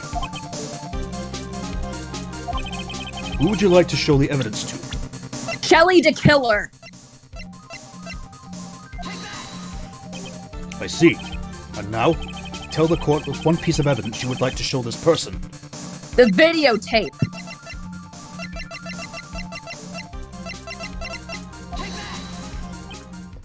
Go on! Well, what do you think, Mr. Edgeworth? I think there is some merit in showing this evidence to that witness. Bailiff, please bring in the transceiver from earlier. All right, it looks like I managed to convince him. Yes! Maya, she's okay, right? Didn't I tell you to concern yourself with bringing about a speedy end to this trial? Now, if I understand correctly, you wish to show me one piece of evidence. Yes, one is all I need. I have here a videotape. It was found at your hideout. I heard you injured 3 officers in your attempt to get this back.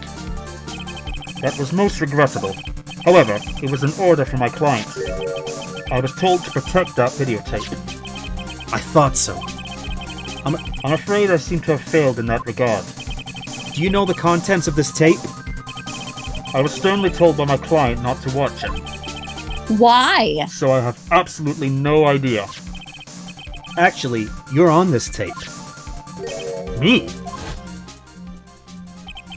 There was a video camera hidden at the crime scene. Your actions were being recorded. What? Is that true, Mr. Wright? Who was it that planted the camera? Well, the only person who could have placed the camera at the scene of the crime would be your client, naturally. That was Adrian Andrews. Be quiet and listen, Your Honor. Yes, sir. Your client specified a place and time for you, isn't that right? Yes. That was so they could film you. I had no idea. Mr. Wright, why would my client do such a thing? I would like to know why. Why did Matt Ungard film the crime scene? The reason why he did that is my ticket out of this whole mess. There's only one reason why your client would film a crime scene. They Wanted to blackmail you. Get him. Your client once told me something very interesting. We were talking about you, and this is what they said. But I'm no weakling. I don't believe anyone, least of all assassins. Oh, come now, Mr. Wright. Assassins aren't above blackmail. Yes, that's where the video comes in. With that, I can keep him at bay, and even blackmail him if I want. Your client didn't trust you at all. They were thinking of using this video to blackmail you. What do you have to say to that, Shelley the Killer? That bastard! Oh, he mad. It looks like I was being deceived from the very beginning. Yes, by a natural. That is the kind of person they are. Your client is a person who only thinks and plots of how to use the people around them to protect themselves from any and all dangers that may arise. That is the true nature of your client. I have one question for the witness. Yes? You told us one thing numerous times during your testimony. You said that you detest traitors most of all. Yes, that's right. But what if your traitor was your own client? What would you do to them? What would you do then? That's obvious. I would break our contract in that case. And then, that client would become my next target. For the honor of the killer name, even if it takes an eternity, I would follow that person to the end of the earth to exact my punishment. Ooh. Uh-oh. Well, well. I see. That's all I wanted to know. So the traitor becomes the killer's next target. Ah, I get it! This is how we'll turn this case around. Mr. Wright, Yes? my contract with my client is over as of now. I seem to have a new job on my hands. I will now return to you your precious item. Oh, I couldn't hear you when you did that. What an item! Maya, I never thought I'd see you again. Oh, thank God!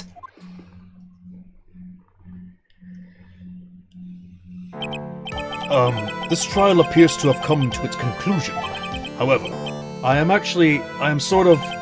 don't quite know what just happened there with the client and the witness. Oh, yes. Miss Von Karma, where did that... She always has you in her sights. Now, I do believe it's time to finally hand down a verdict. Oh, look at him sweating. Mr. Ungard, Ew. it looks like somehow you got what you wanted. You'll finally receive the acquittal you wanted so badly. You should be happy. But before that, I would like to make one final statement. Sometime in the near future, one very betrayed assassin may appear before you. Needless to say, that man is very good at what he does. I'm sure you would understand what I mean if you watch this video. Help me! Now then, Your Honor, the verdict, if you please. Is it alright with you, Mr. Wright? We have finally reached the end of a very long battle. Whether he's convicted or acquitted, there is no escape for him now. Go on, Phoenix. Plead whichever way your heart tells you. Right, Chief. Well... Huh! A very tough choice, honey. I'm not guilty. Guilty. What do you think we should do? I mean, he wanted a not guilty verdict from the start, and technically he didn't kill Juan Corrida, so yeah, not guilty. Well, yeah, and I mean, we are his lawyers and he is our client, so I believe it's trust. Yes, that's in order. And it's our job to defend him to the ends of the earth. So let's do it. Yeah, yes. After all, it is the true nature of a client and his boss to trust each other. Congratulations, Mr. Mad Ungard. Please make sure to savor every moment of what little time you have left. Yes! Your Honor, as always, the defense pleads not guilty. Very well. This court finds the defendant Matt Ungard. Hold it! Please wait! What's the matter? If I get a not guilty, I'll be killed! Hmm? I'm... No! Ah, guilty! Guilty! Ah! Dead! Take that, you... Gotcha, bitch! Wasted. As always, it looks like we have uncovered the real truth. I don't remember you helping out much in this. Mr. Edgeworth, how is Matt Ungard? Very sore by the looks of it. Yep. I have left Miss Von Karma in charge of his incarceration. I'm sure he's getting a full-course meal of whip leather right about now. Hopefully not more in his face. Very good. That was a close one, wasn't it, witness? Yes. I plan to pay my debt to society for my own crime, Your Honor. No, he didn't quite kill himself, Seal, but he did scratch his face to bits. Yeah. The first time I was called to the witness stand during this trial, all I felt was despair. She must be talking about the time Edgeworth really went after her. I guess she's trying to forgive him for what he did. Well, If he didn't do that, he probably would have cost you your life. Yeah, exactly. Should have died.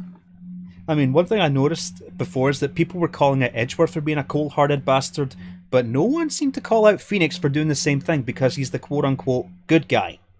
Yeah, I was gonna say, like, Phoenix was kind of a dick in this trial, too. Yeah, because when it comes to being an attorney, there's not really a good guy or a bad guy. It's both of them trying to prove their case. And in some cases, depending on who they're talking to, that lawyer will either be very nice to you or they'll be a complete dickhead. Yeah, so kind of funny how we called Edgeworth, but we never called out Phoenix. Yeah, because in this trial, he was a cold bastard at times. Yeah. Especially to Will Powers. Yeah. This witness, how should I put this? She has an illness. If you're going to say you would choose death, that is no concern to me. But after that, when I was alone at the detention center, that's the first time I really saw myself for who I am. And today, when the two of you used your combined strength to convict Matt, I felt like I'd finally been saved. She's... Wow, this is the first time I've ever seen her smile. I'm really happy that you two are in charge of this case. I really don't know how to express how I feel at this moment. Aww. This is the first time I felt comfortable with myself, with who I am. I want to hug her now. Thank you so much, everyone. Yeah, she's smiling. It looks like we have resolved everything at last. As for myself, there are still a few things I'm confused about. But everyone seems to be in good spirits, and that is good enough for me. That is all. This court is adjourned. Yes!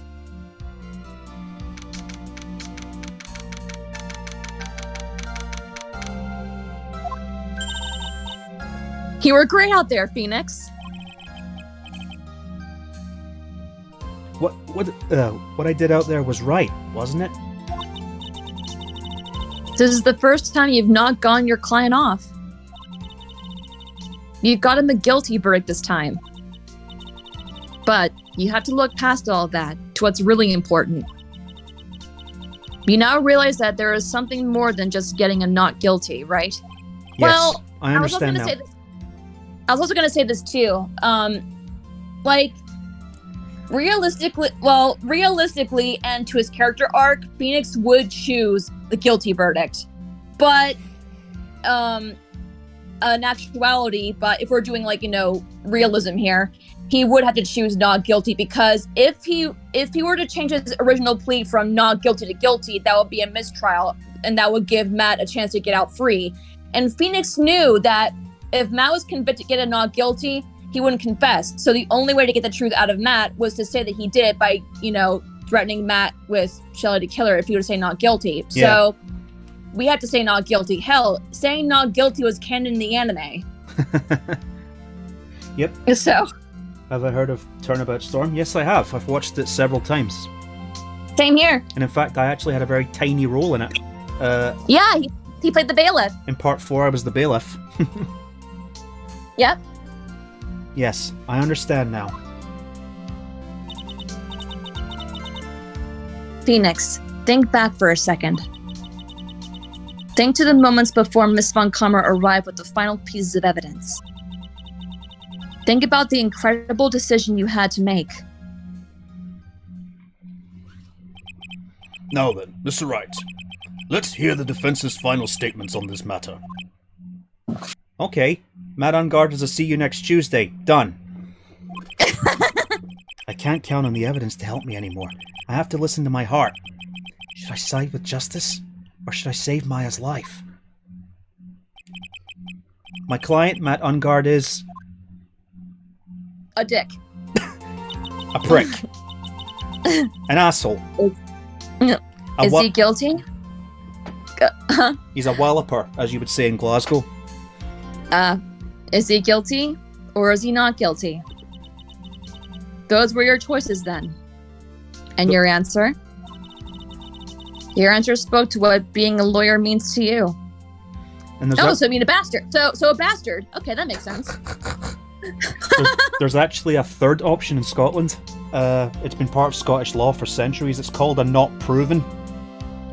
Oh, really? Yeah, a not proven is if the prosecution thinks you did it, but the prosecution can't back up evidence for it. Huh. Yeah, so there's actually 3 verdicts in Scotland. Yeah, our law system is quite different from the rest of the world. Right. Interesting. Edgeworth! I have good news. Maya's now safe in police custody, and she's probably everything in the police fridge. Really? Pearls! You're telling the truth, right, Mr. Edgeworth? Yes, Stuart, he's a ball bag. Matt Ungard is a ball bag. And he's also a wee fanny buzz, as Alex says. Yeah, we Scots have quite a lot of unique insults. Yes. Yes, she's quite safe. She's on her way here as we speak in a patrol car. Mr. Maya safe! You did it! You really did it, Mr. Nick! Ow, she punches deceptively hard for a kid. I believed in you. I kept saying to myself, Mr. Nick will save her! Mr. Nick will save her! Thanks. Oh! What's wrong? Miss Von Karma. About earlier. Thanks. Ow!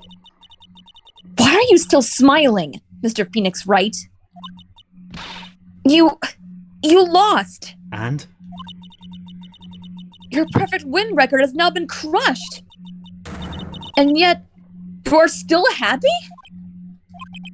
I don't think you'll ever understand, Miss Von Karma.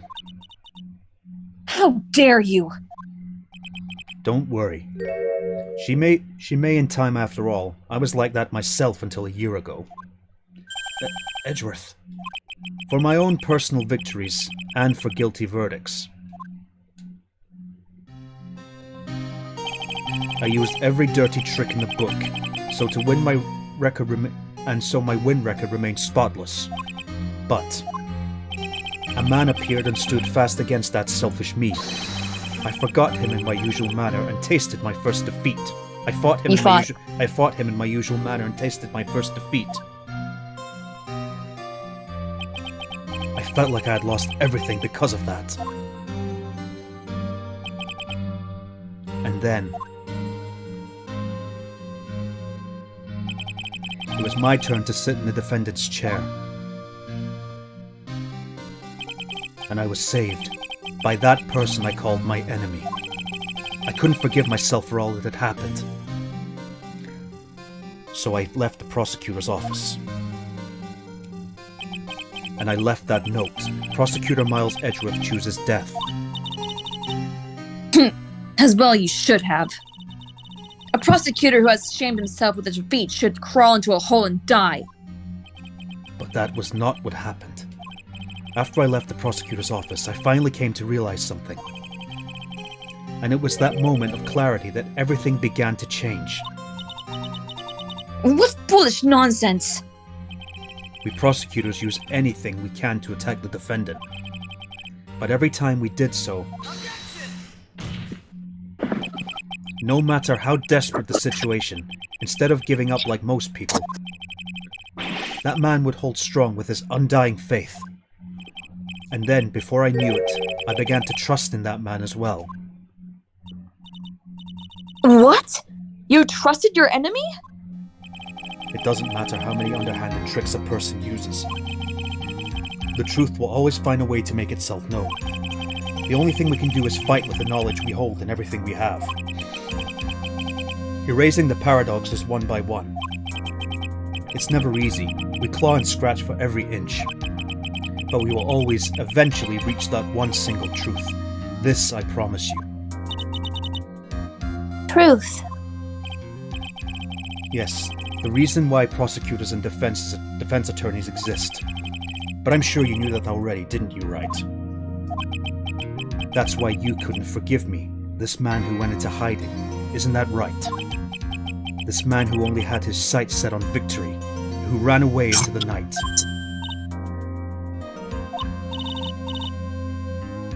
Mr. Edgeworth right, Mr. Nick?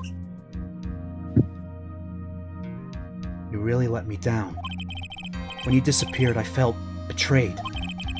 The reason I decided to become a lawyer to begin with was because I believed in things you said to me. All those years ago.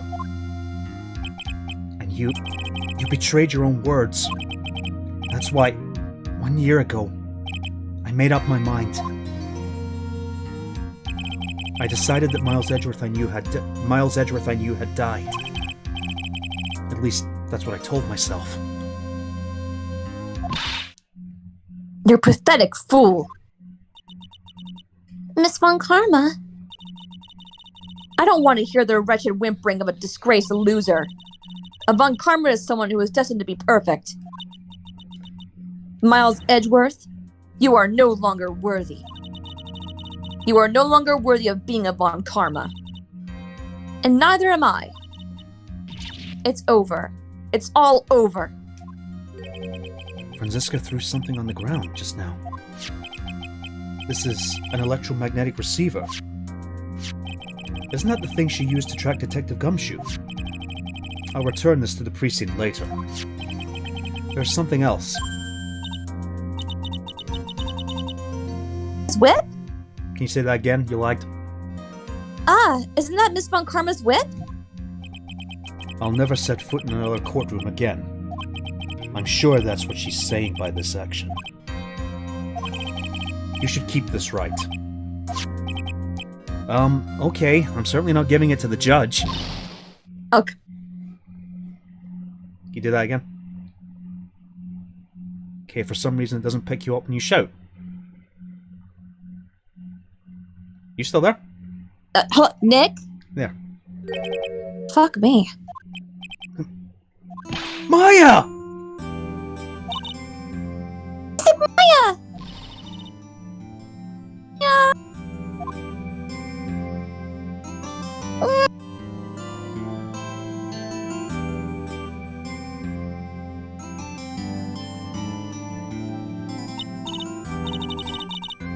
Knew you would come through. You got Ungard convicted like I knew you would. And on top of that, you even rescued me. Well, of course I did. You know I would never desert you. But we sure pressed our luck this trial. You're really lucky to be standing here. I missed you so much! Whatever. Look, it's over, okay? Besides, if I did croak, I would just come back and haunt you like a bad ghost through Pearly. Is it really that easy to do something like that? Thanks a lot, Nick. Don't mention it. Maya. Oh, Mr. Edgeworth. I'm relieved you're alright. Hey, it looks like you've made some real progress, Mr. Edgeworth. Well, I suppose I'm a little different from who I was a year ago.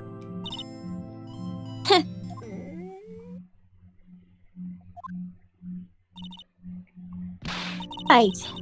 I think it's time we go out of this depressing place. Huh? Where are we going? Food, Nick! Food! Grub! Chow! I'm starved! I'm so hungry even you look like a nice juicy burger on a bun to me, Nick! Okay, we're going. You think I look like a burger? I'm a prime rib at least. I was gonna say, are you gonna bore me? Hell no. I was like, Come with us, Mr. Edgeworth, please! imagine Phoenix would say, wait, are you gonna bore me? Good lord. I know. If you insist.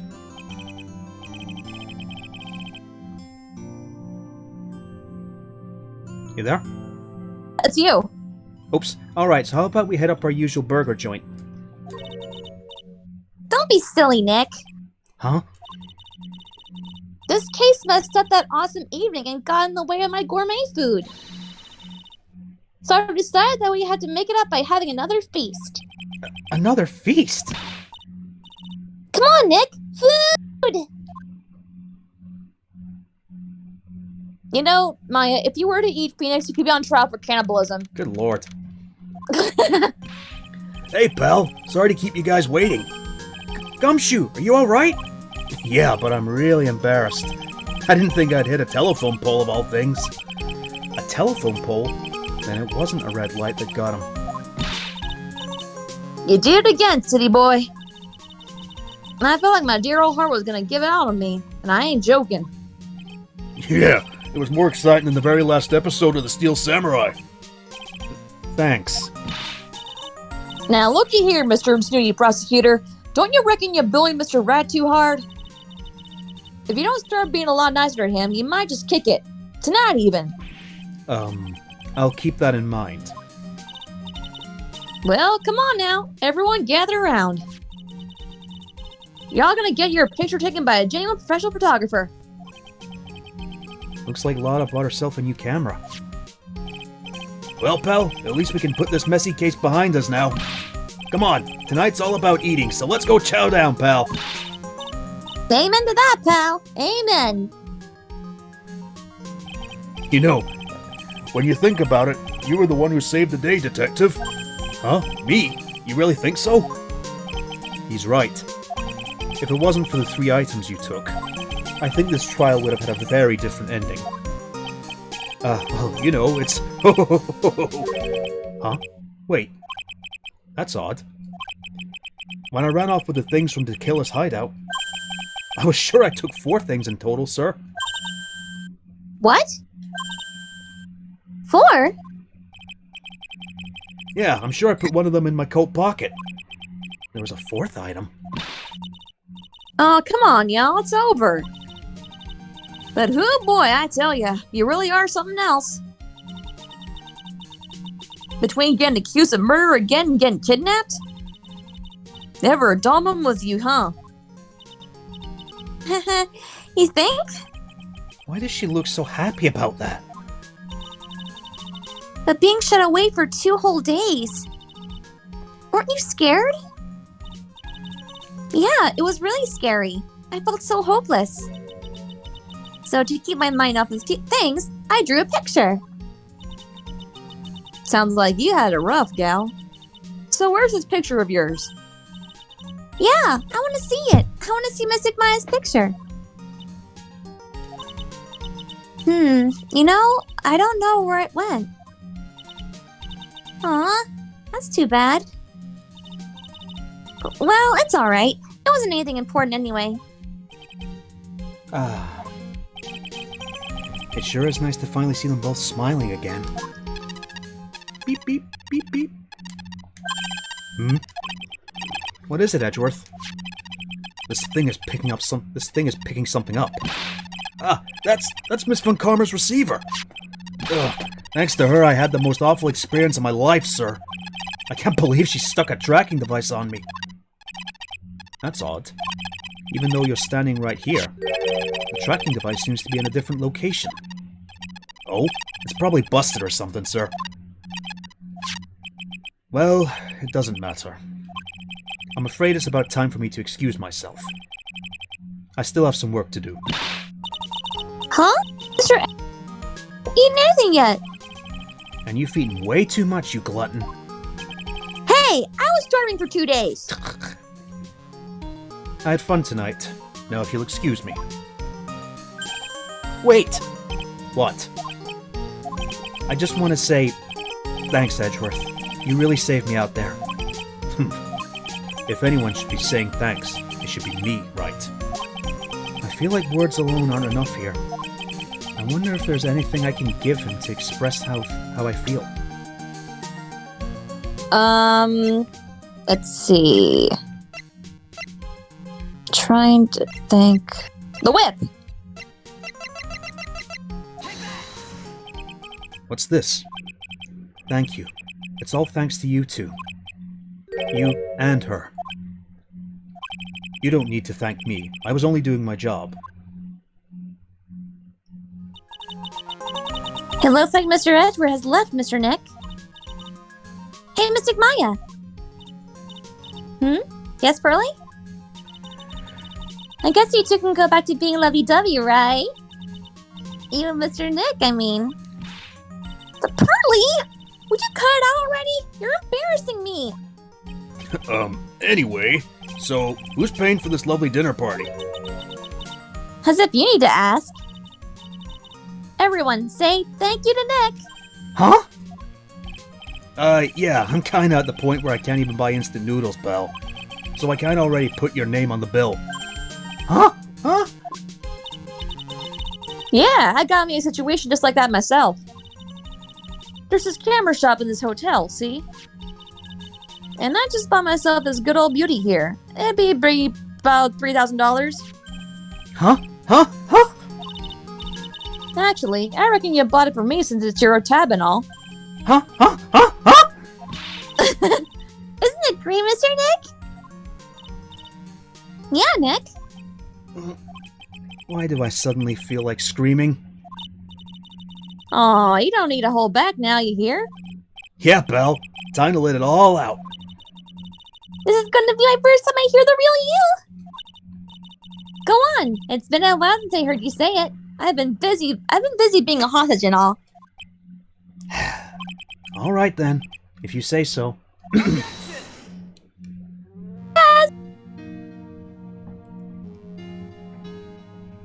did it! Whew. Bloody hell. We beat the game. We ain't done yet, though. I know. You really came through for me, Nick. I had to hide that letter, but I knew you'd find it. I really feel like I've been living on the edge lately. I mean, I've escaped death 3 times now. Pretty cool, huh? How do I feel like a pro? Get a hobby, Maya. I love you. Not sure that's something to brag about, but okay.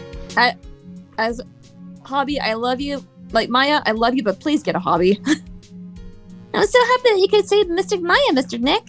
I'm happy that you two of you. Speaking of which, I think this hotel's a popular place for honeymooners. So I sort of made reservations for the two of you, just in case. Pearl, I never change. You precious little bab, you.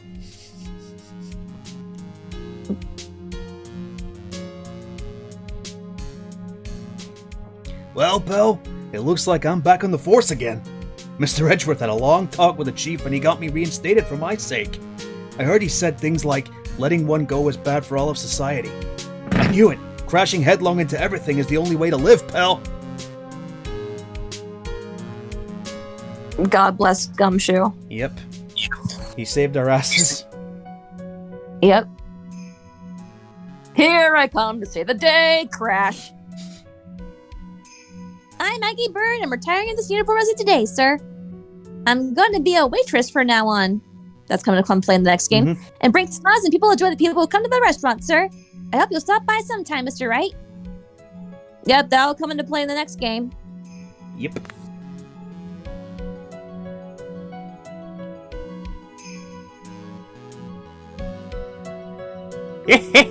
Yes. Are you here to visit a patient?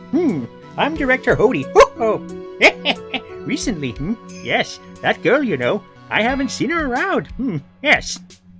But I remember, if I even laid so much as an eye on her, I would go crack. It didn't matter, though. I got whipped, though. Yes. Whatever you say, Master Roshi. Please get a restraining order.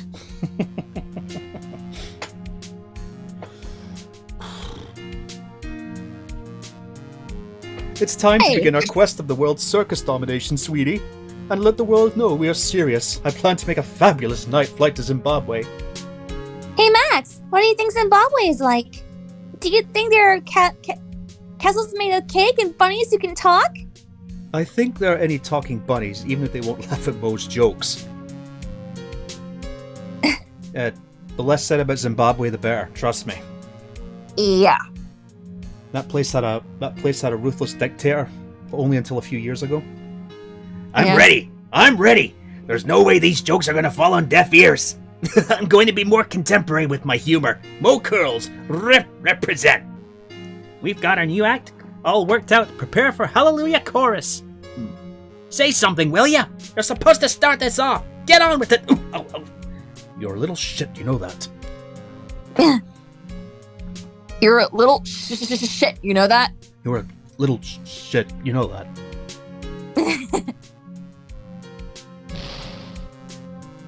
What's this? Dread, it's just an electric razor retarding its stand. I can't believe this, really. How long do they plan on making me do this?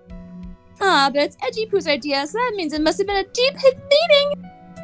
But why do I get the feeling they wouldn't forget about me, would they? I was never like this in the old days. Everyone thought the world of me. They used to call me Queen Wendy, and they treat me like royalty. Ree!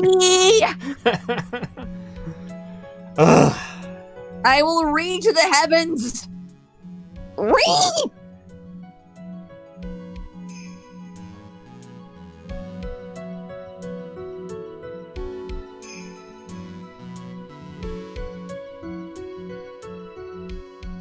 I appreciate everything you and Mr. Edward did for me from the bottom of my heart. Oh, that's right. I received a letter from Miss Von Karma. She said that after I get out, I should feel free to consult her about anything at all. I'm really thankful to have met everyone. I love her. I wonder how long she got jailed for. I don't know. Probably not for very long. It has become difficult for me in this country as of late. As such, I will take a short leave of absence. If you would like to request my services, please be sure to visit my homepage. May we both be blessed with longevity. Hey! Oh, this will now self-destruct. And then you hear Matt, somebody help me! Somebody help me! If he's not dead already. Yeah, I know.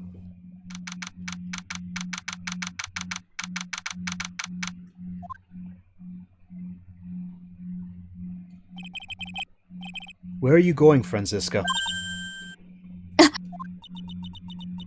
How did you know I was here? With this. That's... I heard you were planting things on a certain person. Things like tracking devices in his coat, for example. That's just like you. I only planted it there because he was always wearing it. This filthy drab coat of his. I don't know how it'd end up in my luggage. But it's going in the trash, I promise you that. Oh, that's right. Speaking of that man, he told me something very interesting. When I ran off with the things from the killer's hideout, I was sure I took 4 things in total, sir. 4 things? It seems he put the last one in his coat pocket. He put it in here? It doesn't matter anymore. The case is already over. What are you going to do now? That's none of your business. Are you running away? Shut up! You don't understand a thing.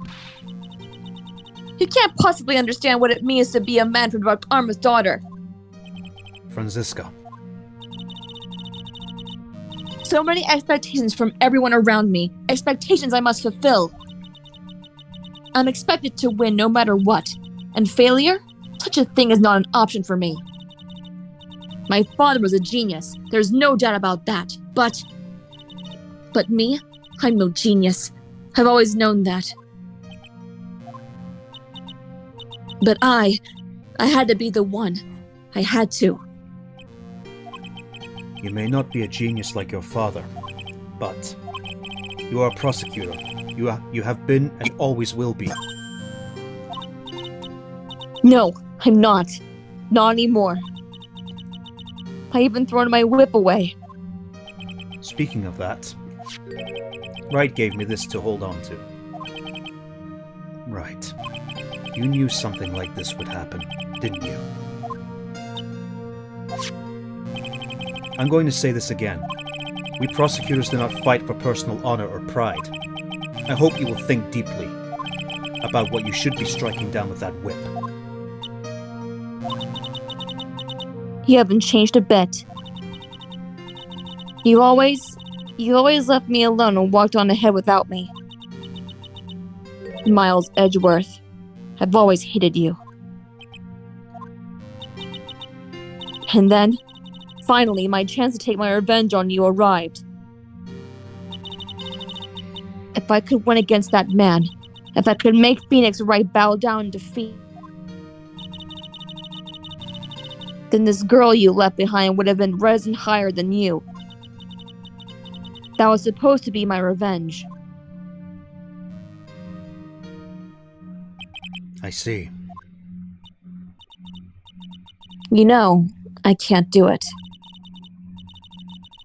I can't change who I am. I can't throw away everything I've been until today.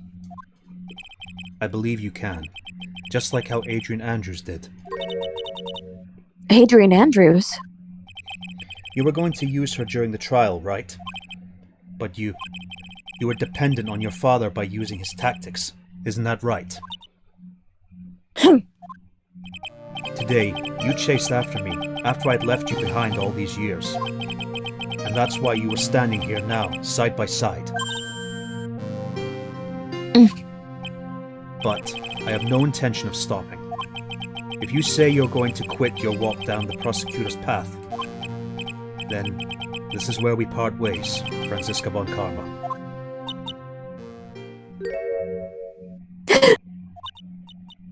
I'm Franziska von Karma!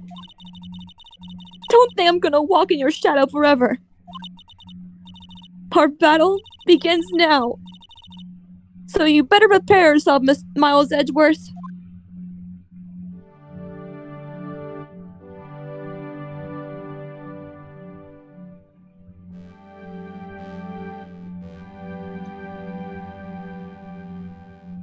Phoenix right. One day, someday, I'm sure we'll meet again in battle. Until then, this last piece of evidence that never made it to you, I'll take good care of this fourth piece, so I can give it to you when at last we meet again.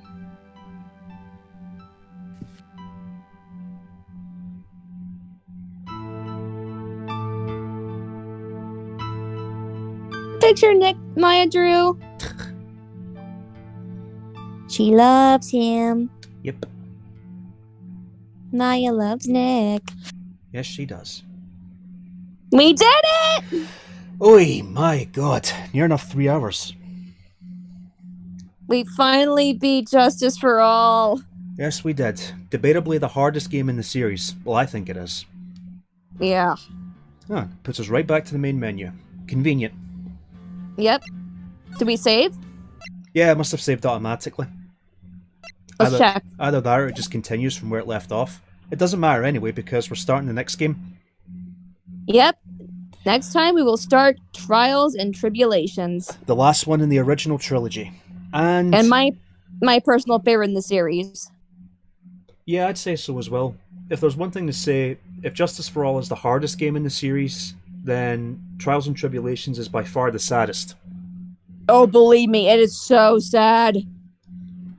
And arguably, one of the most evil villains in the entire series. Oh, I won't argue that. Yeah, one of the most evil villains. Yeah. Yeah, that she is. Yeah.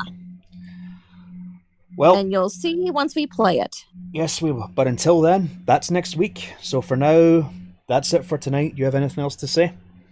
That was fun. Thanks for tuning in, folks. Thanks for sticking with us for the first 2 games. So I hope you'll stay with us for the final game in the series. Well, this trilogy.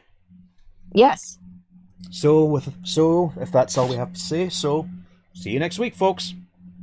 Bye-bye. Goodbye.